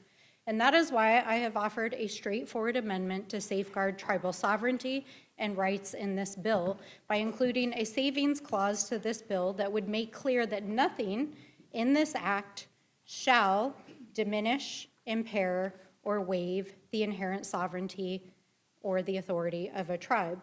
Neither would it alter, amend, or reduce tribal rights, limit or modify the trust or treaty responsibilities of the federal government to our tribes, and I believe that this should be a common sense, non-controversial amendment. It does not change the underlying structure of the bill. It simply provides clarity and certainty that tribal rights, the cultural and historic rights of the American people, the environmental rights of our communities will be fully respected. Even though this amendment should be a no-brainer, we continue to see brazen attacks on tribal sovereignty across the country, across our communities. Time and time again, we are seeing decisions being made by this administration without meaningful consultation or consent from tribal nations, including attacks on sacred places like Oak Flat in Arizona and Chaco Canyon in New Mexico, undermining inherent sovereign authority and the federal government's trust and treaty obligations with potentially devastating and irrevocable consequences. At Oak Flat, the federal government is attempting to move forward with a land transfer for a multinational mining company that is primarily held by foreign nationals, despite overwhelming opposition from tribal nations for whom the site is sacred, threatening irreplaceable cultural and spiritual resources. At Chaco Canyon, the administration is seeking to open protected cultural lands to oil and gas development near the ancestral sites and homelands of the Pueblo people, endangering cultural landscapes and the rights of both Pueblo and Navajo communities whose histories and identities are tied to these lands. These examples make clear that when tribal rights are ignored, sacred sites are put at risk, trust and treaty obligations are broken, and harms will occur that cannot be undone. And that is why this amendment is essential to ensure that the federal government upholds its responsibilities and to ensure that this body is centering the rights and voices of our communities. And so I urge all of you to join us in this fight for tribal sovereignty and to adopt this amendment, and I thank you and yield back. Thank you, Ms. Stansberry. Dr. Harris, you're recognized. Thank you very much. I'm testifying on Amendments 8, 9, and 10. All have to do with H.R. 4776, the Speed Act, and Mr. Van Drew and Mr. Smith of New Jersey are my co-sponsors. The problems center around problems that are in our districts. That is that there were offshore wind permits issued that we think bypassed a lot of the normal protections in the Bureau of Ocean Energy Management and didn't take into account several things. So, for instance, as you may know, Madam Chair, no windmill in the world has ever been erected, no large group of windmills in an area subject to hurricanes. It just hasn't been done. Yes, they're in the North Sea, but the North Sea does not have hurricanes. They have high winds, but they're not 120-mile-an-hour winds. And we know from what happened in Block Island, they only have 3 windmills, and one of them lost a blade, and it wasn't a hurricane and caused tremendous environmental damage. And again, so we believe that it's totally reasonable to potentially have these permits be re-reviewed for adequacy. Furthermore, the last administration did not require decommissioning bonds. So God forbid you do have a hurricane and these things break apart, there is no obligation of the companies to actually clean anything up afterwards. We know that there were Coast Guard search and rescue issues, well documented. We documented them, marine mammal effects, well documented, commercial and sports fishermen, and on and on and on. We think that it's reasonable when there is a legitimate reason to believe that a permit has been, to expedite it, has been issued without due regard. You should allow remand of the permit, the department to request remand, or for a court case to go forward to request a reconsideration. So Amendment 8 would remove what's called the Golden Amendment, which was added in committee, and that literally prohibits remands without the permission of the permit holder. Now, Madam Chair, you only have to think about that for a second. What permit holder is going to agree to a remand of their permit for reevaluation? So again, what it effectively does is tie an administration's hands from reviewing what the last administration did. Now, the next administration may not be a Republican administration. It may be that this administration takes shortcuts on their favored energy proposals. I think that there should be permission, that you should allow a remand. An administration should be given a remand. So Amendment 8 strikes the Golden Amendment, which prohibits remand. Amendment 9 just merely says, and I listened to some of the testimony, and you know, it's always solar and wind, solar and wind. It's not solar and wind, it's solar, onshore wind, and offshore wind. Offshore wind is frequently grouped together with onshore wind, but they're dramatically different. Offshore wind is 3 to 4 to 5 times more expensive than onshore wind. Again, you are subjecting the wind to hurricane forces off the coast of New Jersey and Maryland. So to group it all together doesn't make sense. We think there actually should be a higher level of consideration when you're talking about a very expensive source of energy that is essentially different from solar and wind. Offshore wind, just completely different. So Amendment 9 would remove offshore wind from the purview of the SPEED Act. Amendment 10, so my jurisdiction, Ocean City, and jurisdictions in Mr. Van Drew's and Mr. Smith's districts have spent hundreds of thousands of dollars, getting into millions of dollars, filing a lawsuit to prohibit U.S. wind in the case of Maryland, which, by the way, is an Italian company. We won't get into subsidizing, foreign companies with American taxpayer dollars, but they sued U.S. wind. Now, the way this bill is constructed, if this lawsuit drags on, we will change the rules of what you are allowed to litigate against midstream. I mean, they've invested money on the way the law is right now. And what we're going to do is say, well, we're going to change the law. They've invested a lot of money litigating under the current law. So Amendment 10 simply says that if a project, the administration motion to remand between the inauguration day of 2025 and enactment, because my jurisdictions are depending upon that remand, that it will be allowed, it will be permitted. In other words, it sets some of these rules effective the date of enactment, especially with regard, in the case of Amendment 10, to the ability for an agency to request a remand. So again, you don't retrospectively change the rules. And again, I've been a legislator for a while. I've always thought that changing the rules midstream is just not a good way for a legislature to act. It's not fair. So anyway, so those are the three amendments. And again, Madam Chair, I'll yield back, and if anyone has any questions. Thank you very much, Dr. Harris. Mr. Norman, do you have any questions?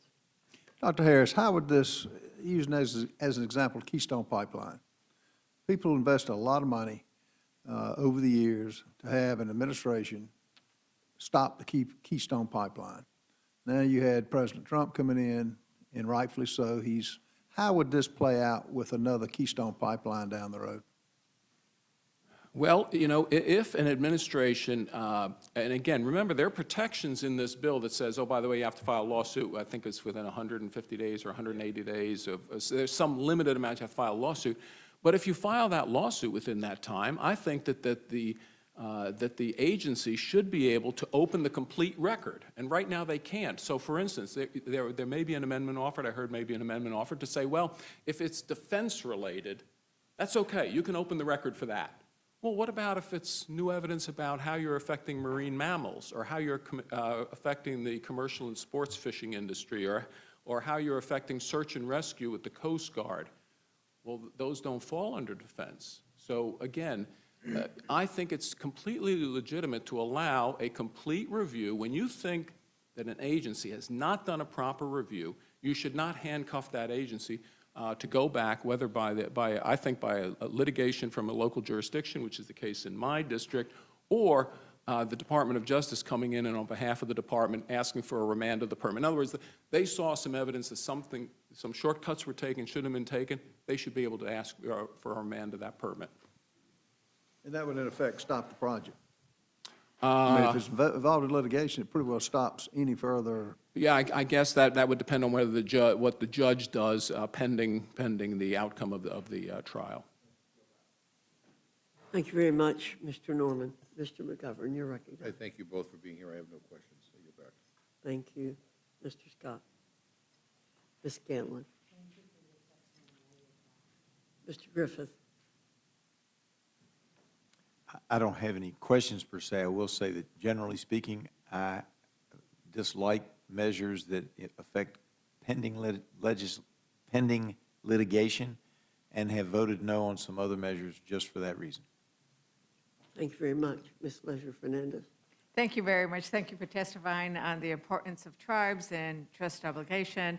And I think that you raise an interesting point, because we might not be on the same side on many issues, but the idea that the agencies are infallible is kind of a little bit of what you're getting to. There may be new evidence coming and other things, and you might not disagree with what a Democratic agency comes up with, and want to be able to have the right to go to court over that, right? And we might not yes. agree, vice versa, right? I actually heard your testimony during the first panel, and you're absolutely right. If new evidence comes to light, it doesn't necessarily just have to be defense-related.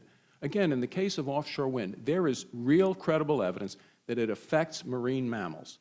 So let's go ahead and study how would its effect on marine mammals is before we go ahead. I don't think that, and again, that's new evidence. That was evidence after these permits were issued. So again, I agree with what some of the things you've said during the first panel, which is, yeah, you should have the ability to go back and look. Thank you, and thank you, Madam Chair. I yield back. Ms. Leisure-Fernandez is batting 100% tonight.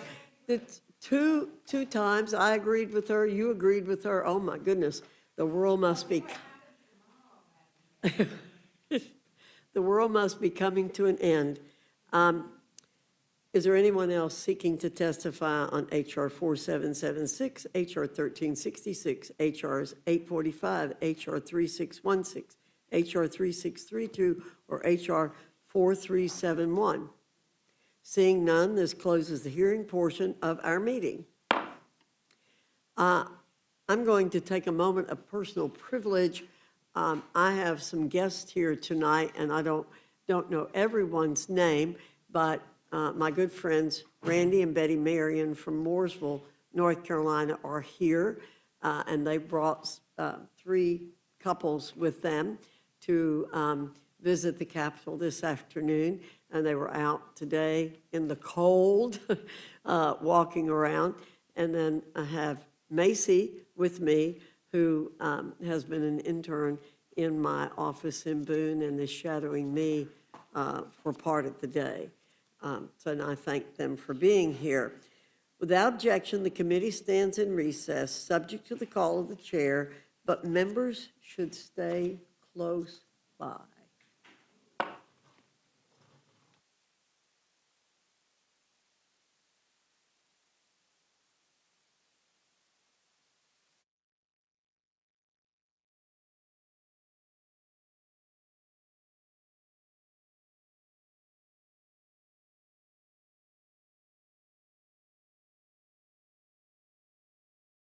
Committee will reconvene. The chair will be in receipt of a motion from the gentleman from New York, Mr. Langworthy. Madam Chair, I move the committee grant H.R. 4776, the Speed Act, a structured rule. The rule waives all points of order against consideration of the bill. The rule provides 1 hour of general debate equally divided and controlled by the chair and the ranking minority members of the Committee on Natural Resources or their respective designees. The rule provides that the amendment in the nature of a substitute recommended by the Committee on Natural Resources, now printed in the bill, shall be considered as adopted, and the bill as amended shall be considered as read. The rule waives all points of order against provisions in the bill as amended. The rule makes an order only the further amendments printed in the Rules Committee report. Each amendment shall be considered only in the order printed in the report, may be offered only by a member designated in the report, shall be considered as read, shall be debatable for the time specified in the report, equally divided and controlled by the proponent and an opponent, shall not be subject to amendment, and shall not be subject to a demand for division of the question. All points of order against the amendments printed in the Rules Committee report are waived. The rule provides one motion to recommit. The rule further provides for consideration of H.R. 1366, the Mining Regulatory Clarity Act, under a closed rule. The rule waives all points of order against consideration of the bill.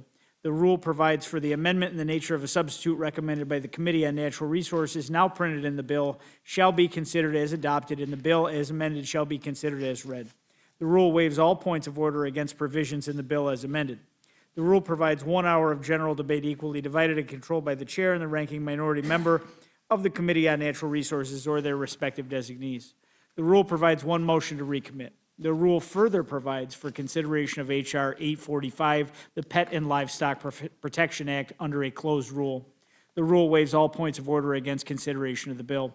The rule provides that the amendment in the nature of a substitute recommended by the Committee on Natural Resources, now printed in the bill, shall be considered as adopted, and the bill as amended shall be considered as read. The rule waives all points of order against provisions in the bill as amended. The rule provides 1 hour of general debate equally divided and controlled by the chair and the ranking minority member of the Committee on Natural Resources or their respective designees. The rule provides one motion to recommit. The rule further provides for consideration of H.R. 3616, the Reliable Power Act, under a closed rule. The rule waives all points of order against consideration of the bill. The rule provides that the amendment in the nature of a substitute recommended by the Committee on Energy and Commerce, now printed in the bill, shall be considered as adopted, and the bill as amended shall be considered as read. The rule waives all points of order against provisions in the bill as amended. The rule provides 1 hour of general debate equally divided and controlled by the chair and the ranking minority member of the Committee on Energy and Commerce or their respective designees. The rule provides one motion to recommit. The rule further provides for consideration of H.R. 3632, the Power Plant Reliability Act of 2025, under a closed rule. The rule waives all points of order against consideration of the bill. The rule provides that the bill shall be considered as read. The rule waives all points of order against provisions in the bill. The rule provides 1 hour of general debate equally divided and controlled by the chair and ranking minority member of the Committee on Energy and Commerce or their respective designees. The rule provides one motion to recommit. The rule further provides for consideration of H.R. 4371, the Kayla Hamilton Act, under a closed rule. The rule waives all points of order against consideration of the rule. The rule provides that the amendment in the nature of a substitute recommended by the Committee on Judiciary, now printed in the bill, shall be considered and adopted, and the bill as amended shall be considered as read. The rule waives all points of order against provisions in the bill as amended. The rule provides 1 hour of general debate equally divided and controlled by the chair and the ranking minority member of the Committee on the Judiciary or their respective designees. And finally, the rule provides one motion to recommit. Thank you, Mr. Langworthy. You've now heard the motion. Is there any discussion or amendment to the rule? Mr. Just McGovern? have a brief discussion, and then I'll yield to Ms. Ledger-Fernandez, who has a couple of amendments. So there are 1, 2, 3, 4, 5 completely closed rules. And on H.R. 4776, the Speed Act, according to my calculations, there were a total of 35 amendments that were submitted. 25 of those amendments submitted were Democratic amendments. That's 71% of the amendment submissions. All of the Democratic amendments were submitted on time in compliance with what this committee requires. And as I look at this, the only amendments that are made in order are Republican amendments. 6 of them are Republican amendments, and 3 of them have been late submissions. I just want to point that out for the record, because this is the standard that my friends are now promoting, and I don't really think it's the way this place should be run. Would the gentleman yield? Happy to yield. Thank you, Mr. McGovern. So when it comes to H.R. 4776, of the 25 Democrat amendments submitted, 10 of them were non-germane. So consistent with prior committee practice, this means that 40% of the amendments were not eligible to be made Well, in what about order. 10 that were germane? 15, Well, I'm sorry, the 15 that were 15. germane. Well, 15 that were germane. Still a lot. Well, I just want to set the record straight that you've brought up the amendments, and we run into that a lot. So I've asked the staff to start keeping somewhat broken down statistics. We haven't talked about this before, and so only 30% of all of our rules have been closed at the discretion of the Rules Committee. And I think that's consistent with the practices of the Democrats before. And, Mr. McGovern, you know as well as I do that when amendments are offered by the minority party that would cause discomfort in the vote, that those amendments are generally not made in order. I thank the chairwoman, but again, there were 15 amendments by her own admission that Democrats offered that were germane. All of them were blocked. All of them were submitted on time. Only amendments made in order, Republican amendments, and 3 of them were submitted late. So again, I point that out for the record, and I just want the record to reflect, I don't think that that's fair. And I don't think that's the way this place should be run. But having said that, I'm happy to yield to Ms. Ledger-Fernandez. Thank you, Ms. Madam. Ledger-Fernandez, you're recognized. Thank you, Madam Chair, and thank you to my ranking member. I am going to move an amendment that I believe was both germane and timely, and that I don't think would have upset the apple cart here.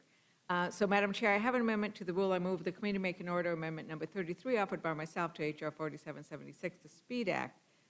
And this amendment would simply remove 2 words from the section that stated who would have the right to file a court proceeding, who would have the right to file in court if they determine that they do not agree with the agency's action and whether they complied with the NEPA process. And if you're going to have a court process, you should make it available. But right now, the way the act is written, if you're only allowed to file a proceeding if you submitted a comment. So did you have the skin in the game? Did you comment? That makes sense. I'm not suggesting we get rid of that. It says if you submitted a comment and it was unique. And the problem is, if more than one person has a similar concern, it's no longer unique. So if there is an issue that comes up that is shared by lots of people, they're foreclosed from taking it to the next step because it's not, open quote, unique. And there is no definition for unique. And so all I wanted to do was get rid of that 2 words, and unique. And let me give an example. There was a mine, and as I said earlier, in a place that I played at when I was a kid, and I still go and hike at. I have, it's in the home county that I'm from. And there were a lot of people who were concerned about that mine. So if this will go through the NEPA process, if more than one of the neighbors submits a comment, that comment is no longer unique because it's been submitted by somebody else.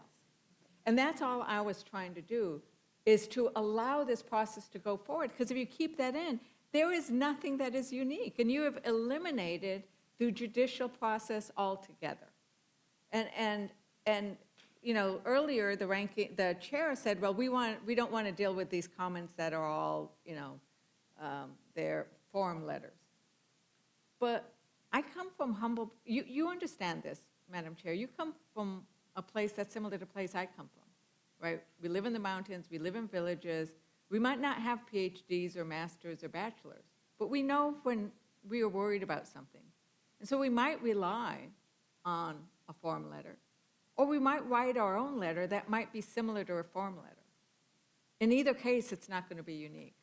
And we're not going to be able to have an opportunity to have that judicial procedure that's in here, which means the judicial procedure is not available to anybody. And I think that this is something that we would want to be worried about, whether you're in a Democrat administration or Republican administration. Because without this, you're basically saying the administration is always right. And we know that the administration is not always right. Agencies get it wrong. And so what you guys are saying is, in a Democratic administration, the agency is going to always be right because you are cutting off the ability to bring judicial action. And so I think it's important to think about that I think it's important that communities who are closest to the project should have the opportunity to raise these issues, and if they think the agency got it wrong, to go into the court process. That we shouldn't be dictating from DC these things. We should let the people closest to the project, those who are going to live with the consequences, be able to have a say and be able to take that say. So that's what my amendment does, Madam Chair. And I don't think it was huge. It was, we discussed it. We were trying to work it out. I don't think it wouldn't have undermined the bill itself. And so I am disappointed that this Democratic amendment, this amendment brought by a Democratic member of the Rules Committee, was not considered. So, but I do appreciate the hard work of your staff nevertheless. So thank you, Madam Chair, and I yield back. Thank you, Ms. Leisure-Fernandez. Is there any further discussion on the amendment from Ms. Leisure-Fernandez? Hearing none, the question's on the amendment. All those in favor signify by saying aye. Aye. Those opposed say no. No. In the opinion of the chair, the noes have it. The amendment's not agreed to. Ms. Leisure-Fernandez requests a recorded vote. The clerk will call the roll. Mrs. Fishbach? No. Mrs. Fishbach, no. Mr. Norman? No. Mr. Norman, no. Mr. Roy? No. Mr. Roy, no. Mrs. Houchin? Mrs. Houchin, no. Mr. Langworthy? No. Mr. Langworthy, no. Mr. Scott? No. Mr. Scott, no. Mr. Griffith? No. Mr. Griffith, no. Mr. Jack? No. Mr. Jack, no. Mr. McGovern? Mr. McGovern, aye. Ms. Scanlon? Ms. Scanlon, aye. Mr. Neguse? Ms. Leisure-Fernandez? Ms. Leisure-Fernandez, aye. Madam Chair? No. Madam Chair, no. The clerk will report the total. 3 yeas, 9 nays. The noes have it. The amendment's not agreed to. Ms. Leisure-Fernandez, you're recognized. Thank you, Madam Chair. I have an amendment to the rule. I move the committee make an order amendment number 3 to H.R. 1366, offered by myself, which prevents this act from benefiting a mining project that is owned or operated by a foreign entity of concern or a subsidiary of foreign entity of concern, basically China, or maybe Russia, or some other, maybe Venezuela, right? So right now, mining corporations don't pay anything in royalties when they take our publicly owned minerals on federal lands. And neither do multinational companies. And as I pointed out earlier, most of the mining companies right now are not American companies of gold, of copper, of uranium. And we should not be passing laws that allow places like China to have an interest and to benefit from the laws that we are passing. And this idea came out of the China Select Committee. And so we are now passing another law, and we are now restricting the ability of Chinese corporations or corporations that have Chinese interests from getting the benefit. And so I think that we need to, if we're not going to make them pay for our minerals, including our lithium and our copper, we should at least not give them more benefits when we pass laws like this one, which allows for corporations to use additional public land for their disposals. So it's a simple proposition. If you don't want to give China more access to public lands, then these are the kinds of amendments that you should be supporting. And I don't think it would have taken down the bill either. I think it would have just made it a stronger bill for America. And with that, Madam Chair, I yield back. Thank you, Ms. Leisure Fernandez. Is there any further discussion on the amendment?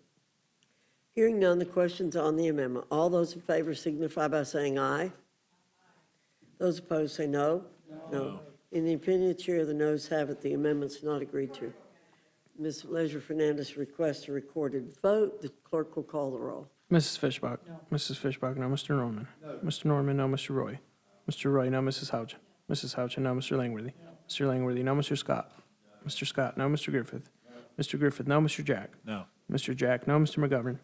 Mr. McGovern, aye. Ms. Scanlon? Ms. Scanlon, aye. Mr. Neguse? Ms. Leisure Fernandez?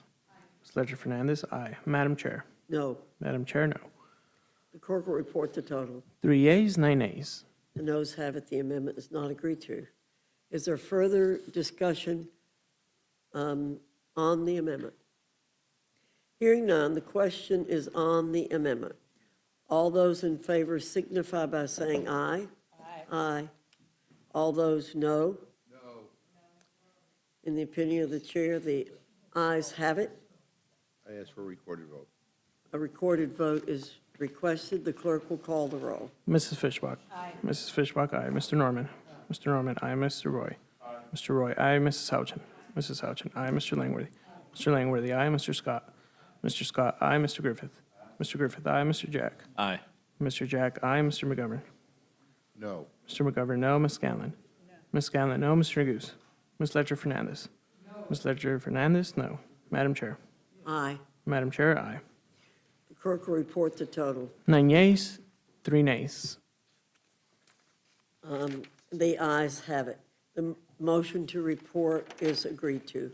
Accordingly, the gentleman from New York, Mr. Langworthy, will handle the rule for the majority, And Ms. Scanlon will handle it for the Democrats. and Ms. Scanlon will handle for the Democrats. Without objection, the committee's adjourned.